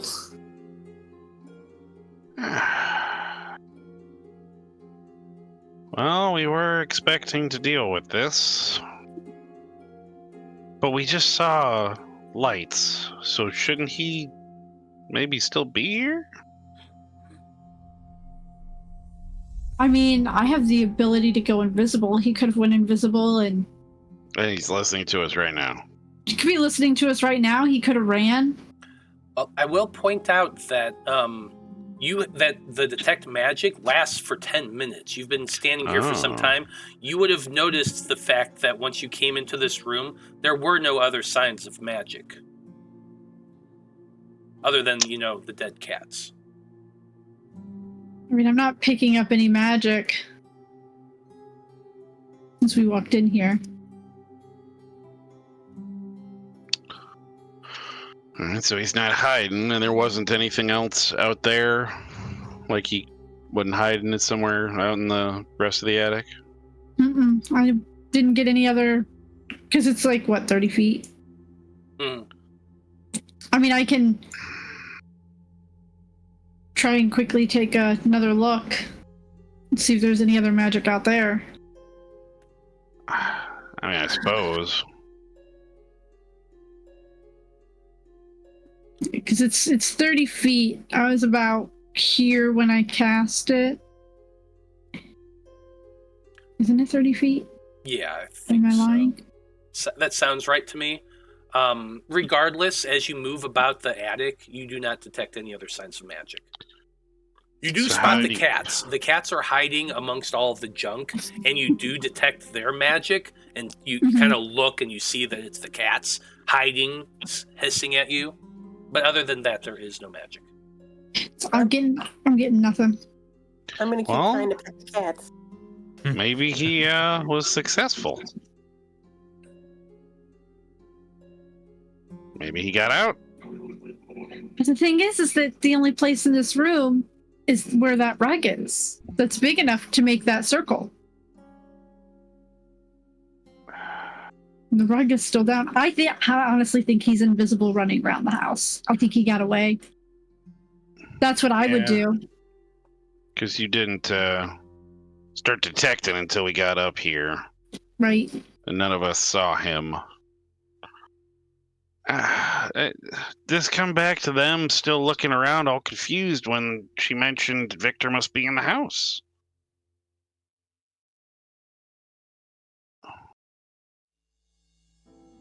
I mean, if he's strong enough to even attempt a teleportation circle, he has access to invisibility magic that Danika and I both have. He could easily just come and go quietly. Nobody would even know.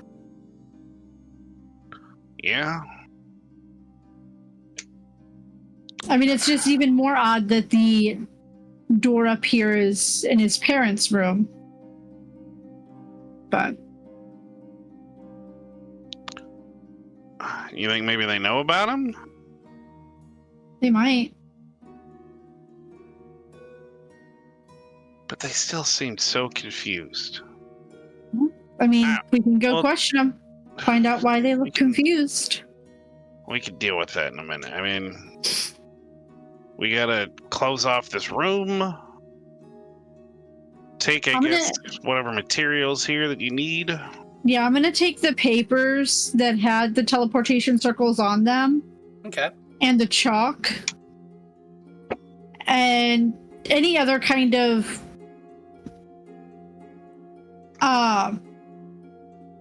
magical component that there might be for.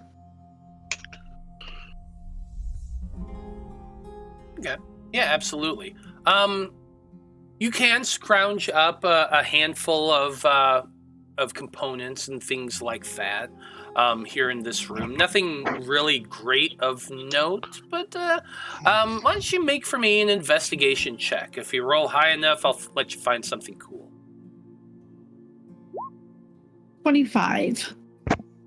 I'm going to say that as you're searching around here in this room, you find one more of those magical chalks that could be used for one teleportation circle spell if you were to gain access to it. You also find a small amount of diamond dust, about 100 gold pieces worth. Sweet. Ooh. I am gonna immediately give that to Cog. Thank you. Why? I'm pretty sure you use diamond dust for some of your healing spells. I know for greater it works. I think, isn't it 100? Yeah, but I don't have that spell yet. What? But that's 5th level. We'll get there eventually. But yeah, this will definitely come in handy.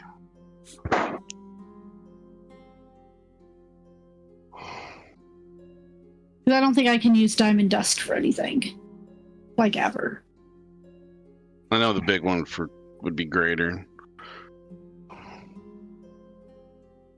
I was mostly just taking components so that he can't cast spells. Oh yeah, no, you're good. It's fair. Well, I guess let's go report our findings.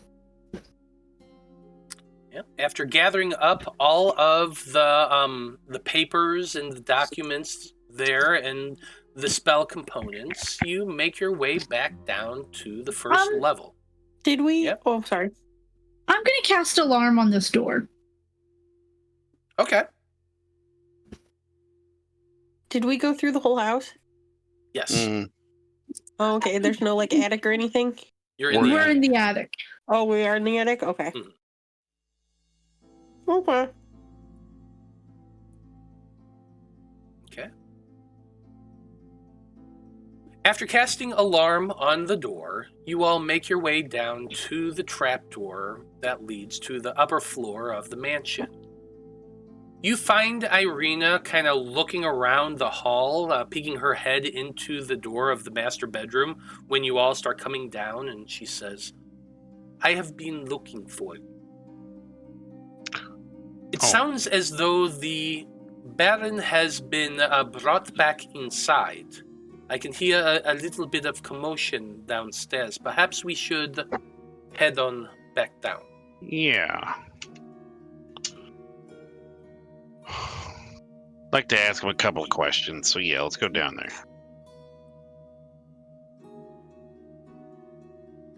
The young woman seems frustrated, to your eyes as you all make your way down the hallway towards the double sets of stairs that lead to the first floor. At the bottom, you can see that there are a couple guards who seem to be stationed in front of one of the doors leading to the north here along the hallway.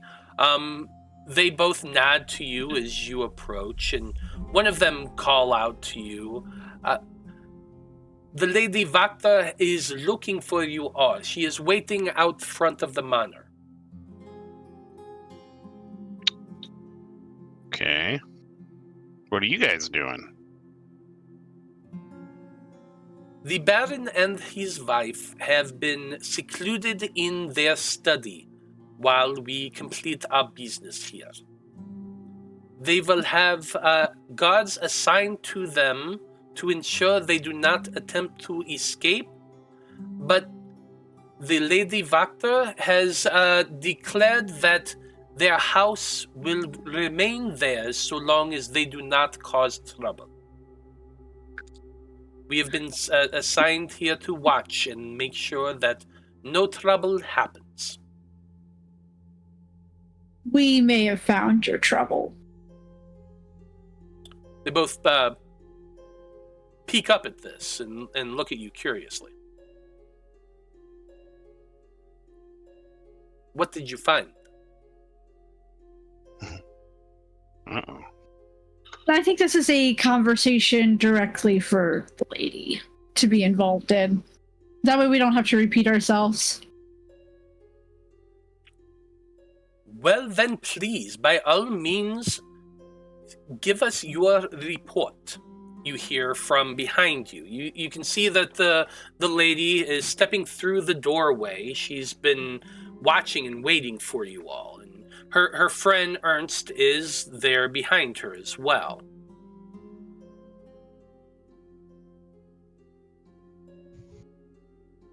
Well, as a report, we found a way up to the attic. The door was heavily guarded by a glyph of warding. And I'm gonna assume it's their son, has been practicing a teleportation circle and has used many victims to test it. Whether he's been successful in figuring out how it works or is just walking around, he's somewhere. We just do not know where.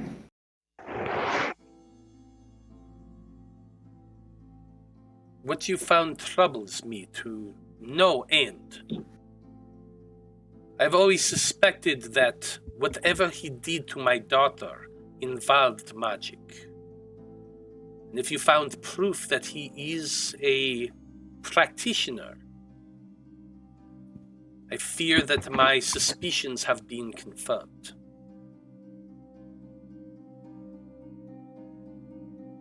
She sighs deeply, and you can definitely tell without an insight check that she's concerned, and she has quite a bit of worry on her face. Whether or not that's for her daughter or her new town, you're not quite sure, but she turns to Ernst and says, I am going to rely on you to direct the gods for at least the time being. We will have to elect a new sheriff soon, but until then, I wish you to inform all of the gods to be on the lookout for Baron Verosovitch. If he is found within the city walls, capture him, but be careful. If you can approach him without a fight, I would much prefer that. We cannot spook him, but we must find out what he did to my daughter. And if he has magic as powerful as these individuals say he does, We must find him soon. Ernst bows a little bit and says, "It will be done, my lady." And he turns and heads out the door to go calling to the guards. Lady Wachter then turns to you all and she says, "As much as I wish to question the Baron, our time for that must wait. We will have plenty later, and I'm sure you all have questions for him, and I know I do as well. But for now, we must secure the town of Veros. It is time to go to the town market. I have sent many of the soldiers out to rouse up the town, and they are already beginning to gather there. I would like you all to attend with me and show the people that you stand in solidarity with us."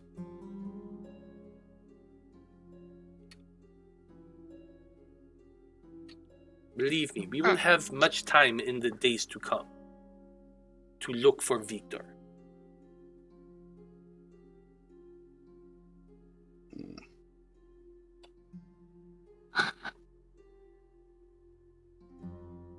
If I could, there is just one thing that was bothering me real quick with the Baron.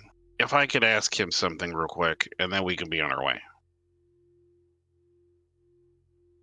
Make for me a persuasion. It'll be check. just a moment. Persuasion? Yep, persuasion. Don't forget the coin. I know, but we'll see. I'm a halfling, so I get to do that again, regardless. Because I'm awesome.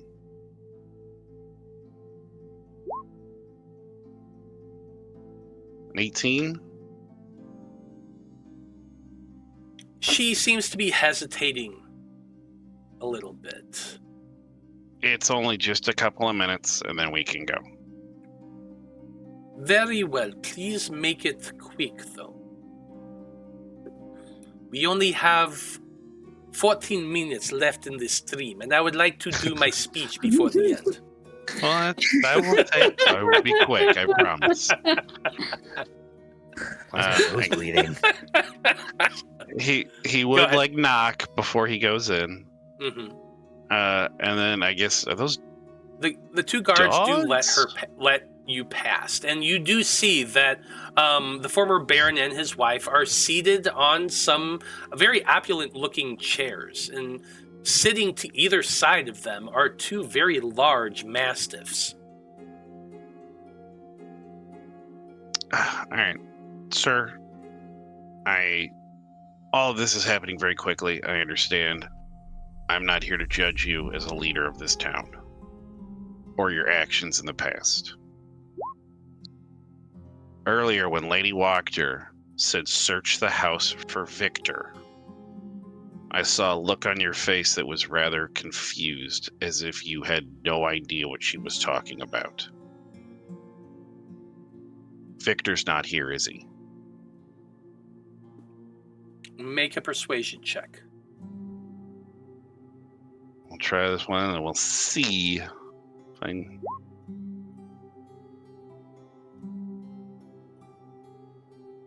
He seems to be doing some very dangerous magic that I think is beyond his years.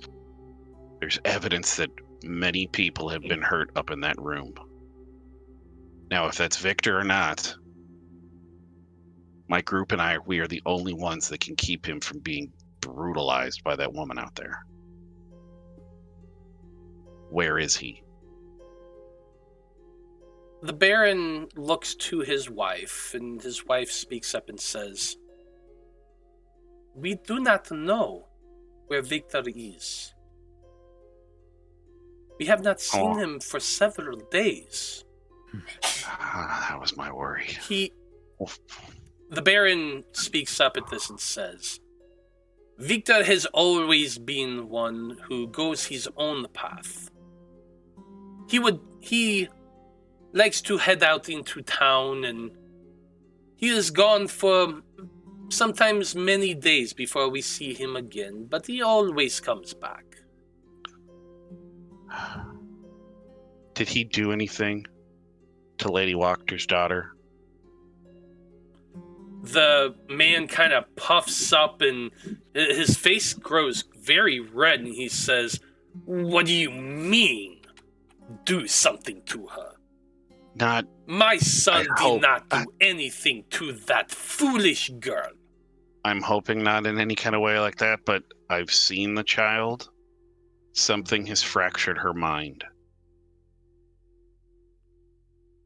Did your son do anything magically of any kind that would cause that?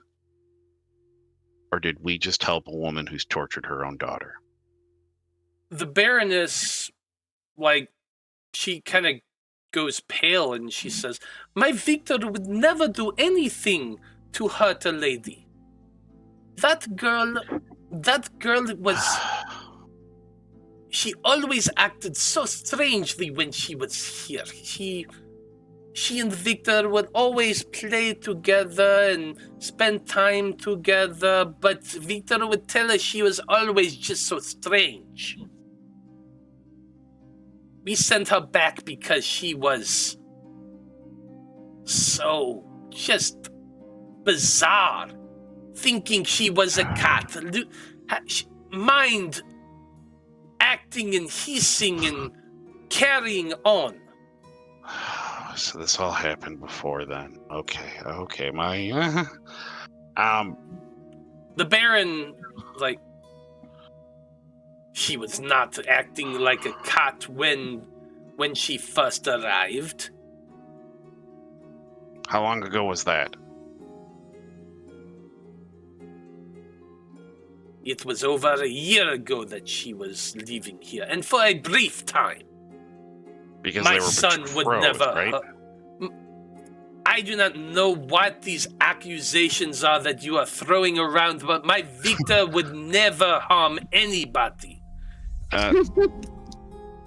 Because he's got his own fears. Because it just seems so weird. Why is this woman?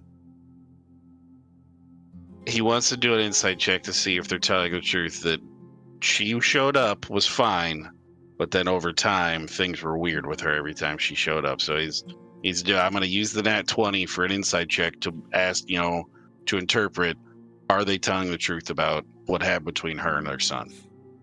Okay. Using that nat 20, this is what you can discern. The two of them seem to believe what they're saying, that Victor would never harm a fly, that Victor would never do anything of the sort.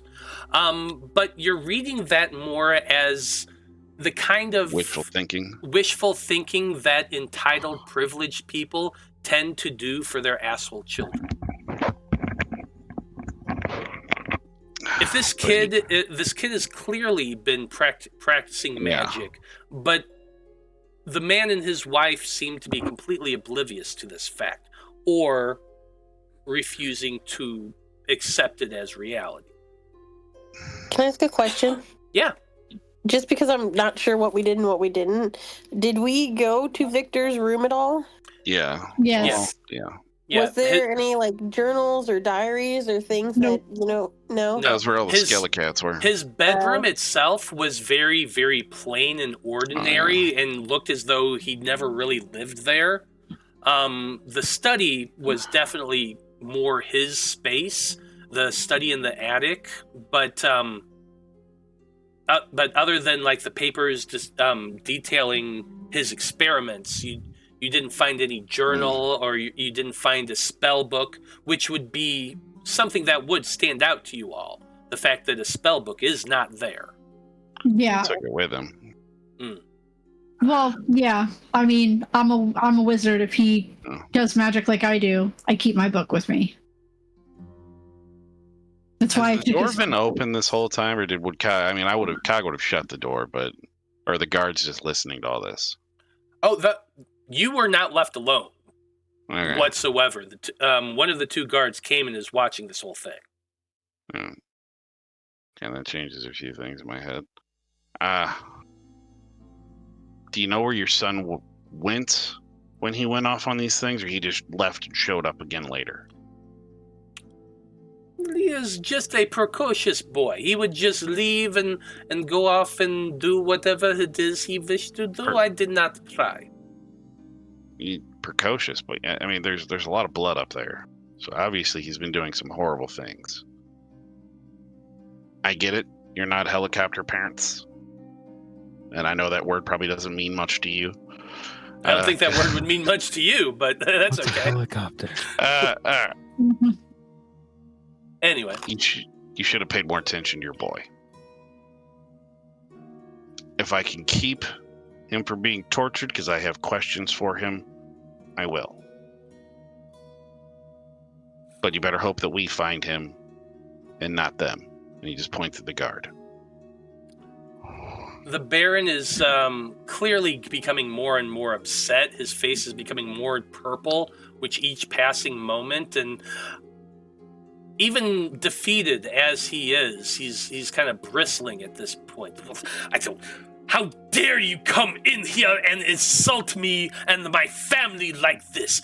Get out of here! Don't worry, I can stand right here as much as I want. I'm not meaning to insult you, sir. But you let your position get to your head, and you've overlooked many things. And he's going to leave. As you leave, the Baron is trying to stand up, but like his wife is trying desperately to hold him back. The two mastiffs are growling at you at your back as you depart, but the guard does come along with you as well and closes the door behind you. Oh, I almost want to plant a bug on him. They don't know where their son's gone. Said he would leave for days on end and then come back. Do I do it? Can you plant a bug? Oh, you I can. On who? I can. The Baron? Yeah. Oh, well, I mean, you weren't in the room with me.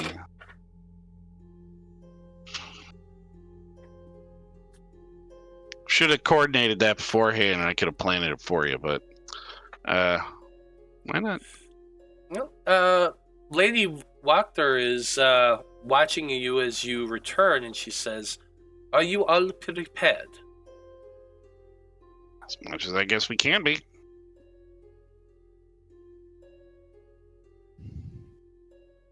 Very well. Attend me now as we go to the marketplace.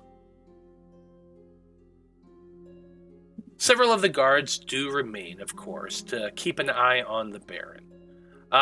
Most of the maids and servants are departing as well, following along with the guards as everybody makes their way towards the market itself. After a short walk, the burgomaster's mansion is not far from the marketplace. You all arrive. And you are not surprised at all to see that a very large crowd has been gathered up together. You see Lady Fiona stride towards the somewhat petered out and broken old fountain that resides in the center of the market, and she steps up onto it, assisted by Ernst and several of his guards.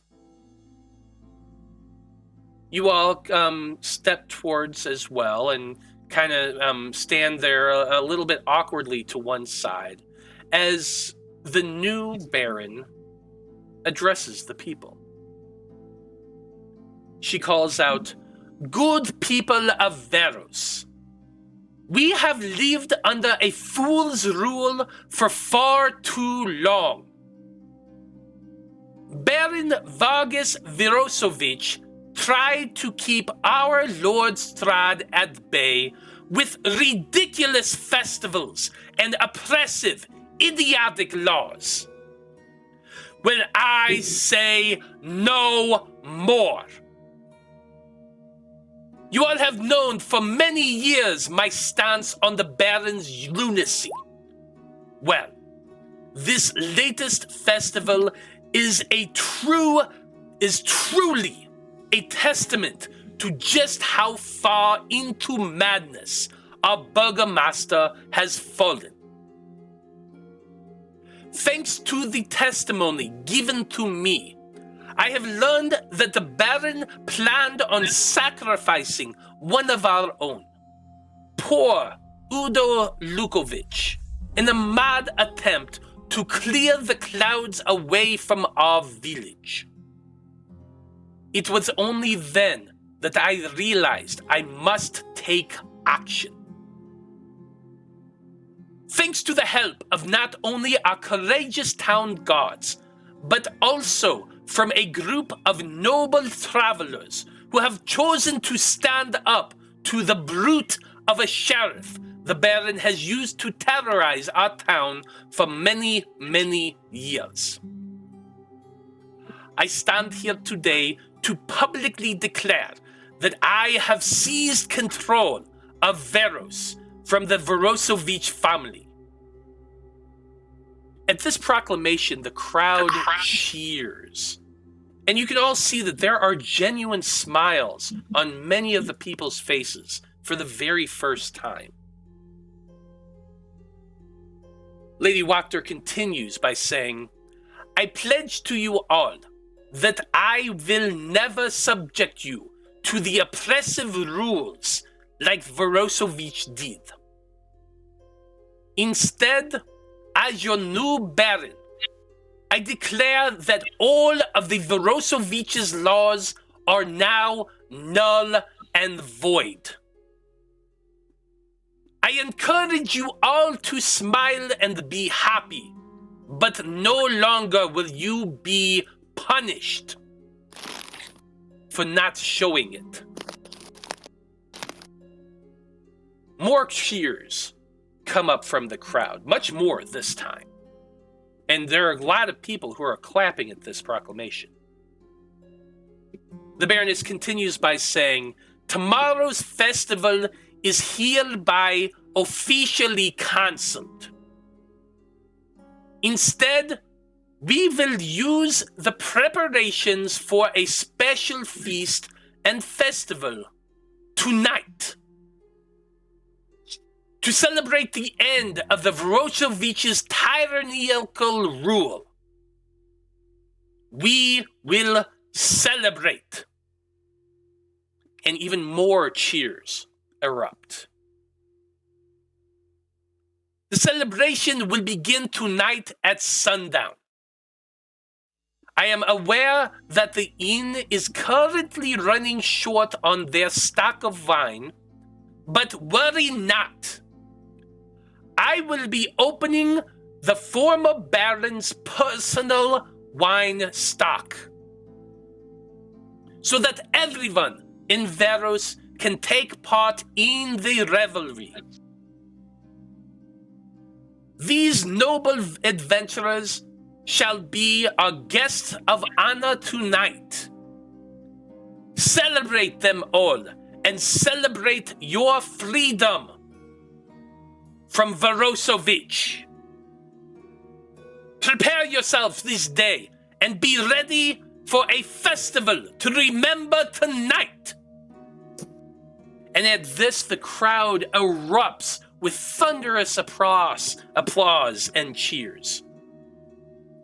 Everyone is standing there cheering and yelling. Joy, for the first time, is on the faces of damn near everybody you can see. Your group glances over towards the stockade to see that guards have already unlocked them and let out the people who were held there. And over in one corner, you see Udo, clothed but still being supported by a couple guards, who is also equally cheering and clapping.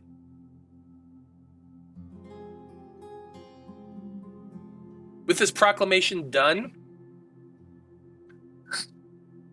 the lady steps down, clasping her friend Ernst on the shoulder, and giving your group a grateful nod. She calls out loudly to you all. Be at peace for the rest of the day, and we will see you tonight. Be ready. We shall celebrate in a way that Veros has never celebrated before, and it is all thanks to you. I look forward to seeing you at tonight's festivities. And at that point, I will present you a reward fitting the deed you have accomplished.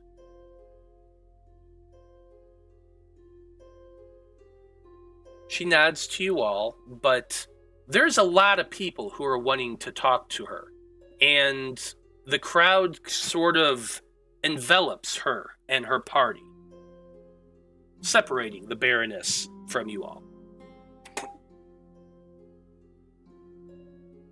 As you all stand there at the edge of the marketplace, I was getting ready to ask you, what are your all thoughts? I'm gonna make eye contact, like hard eye contact, because I wasn't there for the dinner. And I barely know this woman. But hard eye contact with Urzak and in Orcish, so that we're not really overheard, ask him, did you know she was a follower of Strahd?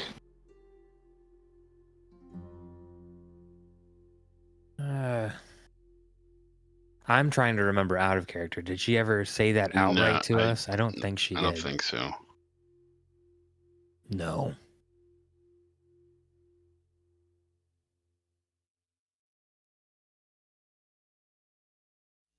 Future problem. Future's coming fast. Let's say a very near future. Tomorrow problem. Today problem. You're muted. Irina is standing next to you all, and she's obviously kind of heard the two of you talking, but doesn't understand Orcish, and she says, "What is wrong?"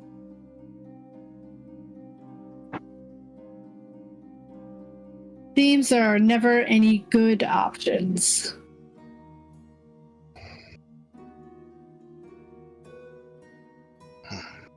We had a feeling that this would be the case when we signed up for this. We knew both sides of this conflict were less than ideal. We made a choice.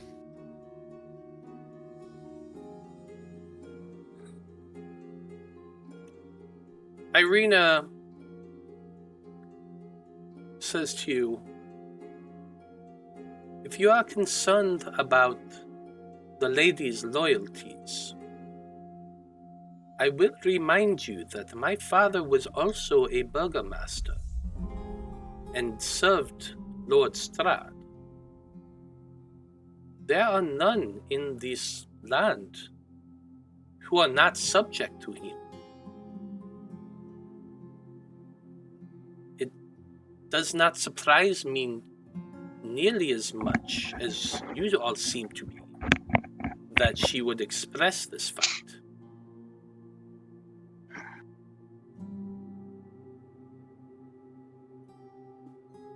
I guess are we kind of clustered in a little thing together? And Yeah, it's you're all just kind of grouped up together. The crowd is mostly ignoring you Yeah. all. They're focused on the new Baron. her. Yeah. It's like I don't think the Baron's son did that to her daughter. I know he did a lot of horrible things, but I don't think that was one of them. I mean, if he was teaching himself magic, I mean, it could have been an accident. But they said when she showed up at the beginning, everything was fine. Like, he said she started acting like a cat and pretending weird things. I don't think he did it. Now, yeah, he's not a good person. He did a lot of bad things, but they seemed quite... Now, yes, they're rich parents, and they ignored a lot of the things he did, but they seemed genuinely shocked when I asked them about that.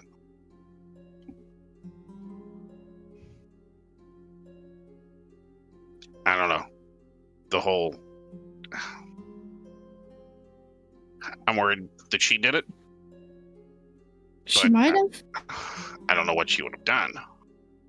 I mean, clearly this has been planned for a long time, but I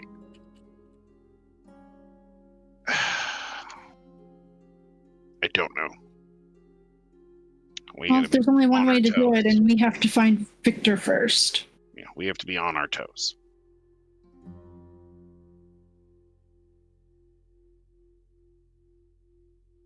I'm afraid of what our reward is going to be. Same. I very much agree with that.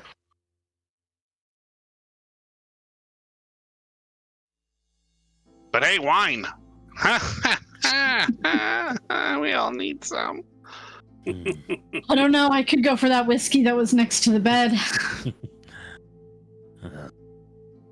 I have some training to do tonight anyway, so you guys have fun with that. Yeah, you do. You got to keep up that brutality. Gary, you went with a different joke than I was gonna. It's like training, huh, fella? Wow. Kids asked me to train them earlier today. Quick look at Vide. Is there any recognitions? Anyway, no, Barry, you do your thing. I'm so confused. You know that confused look on the Baron and the Baroness? That's the look you're getting from Vide right now. Wink. That's Cog's last word. Well, and I think that's actually a good place to end things for this evening. The closing in the screen.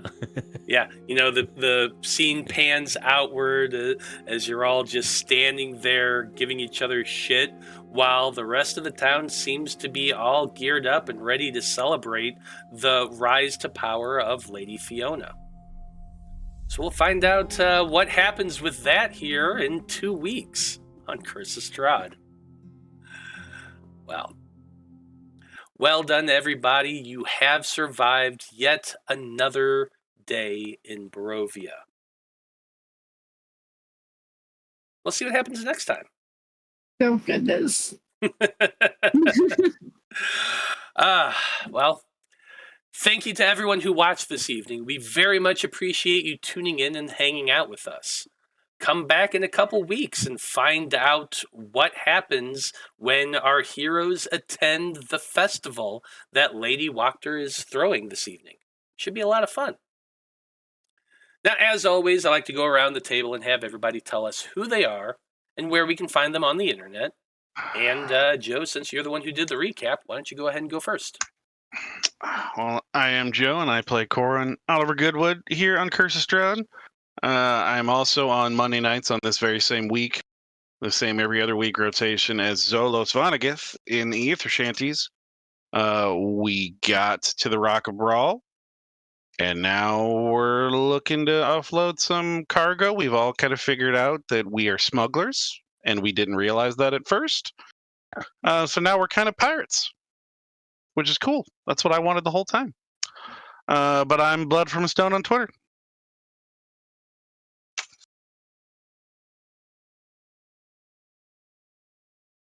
I'm done.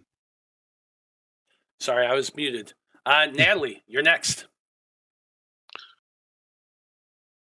Hi, I'm Natalie. I play Danika in Random Rhapsody in Curse of Strahd. You'll find me here every other week. Usually the whole time, sometimes just for an hour. I don't know, it depends. But yeah, you'll find me here, or sometimes on social media as Batty Natty, and that's about it. Right on. Dyto, you're next. Hello, I'm Dyto. You can find me on socials at Dyto11. I'm here every other Wednesday for hopefully the next couple of weeks before I am taking a bit of a break. And then on alternate Mondays when I'm make an appearance for the EtherTech Wars. I keep being possessed by my deity, so that's always fun. because now people are figuring out why Aiden has time blindness. But you can also catch me over on Lost Caravan. I do a lot of behind the scenes things. But I will be in Lancer next week on Lost Caravan. Nice. Marty, you're up next. Hey, I'm Marty. You can find me here on Sonnet of Blood. And I have a lot of other stuff in the works right now, but every time I talk about something, I feel like it manages to delay itself further and further. So I'm not going to talk about anything until it's out. Fair enough. Go find me on the Bard Rock Network. There's stuff coming out, but I'm not going to say because it'll jinx it. Okay. Brandie, you're up. Okay, hopefully you guys can hear me because my sound completely went out. Yep. You're good. But I am Brandie. You can find me here every other Wednesday on Curse of Strahd, and then the following Monday on Aether Tech Wars. I'm also on the social medias as @RiverDragon82. That's River with a Y. And that's about it. Right now. Well, as always, I'm Matthew R. Dawson, your friendly neighborhood host and game master here on the Random Rhapsody Network. You can always find me on the socials as @ScruffyWanderer. As I said, you can also find me on the random_Rhapsody on all the tweets.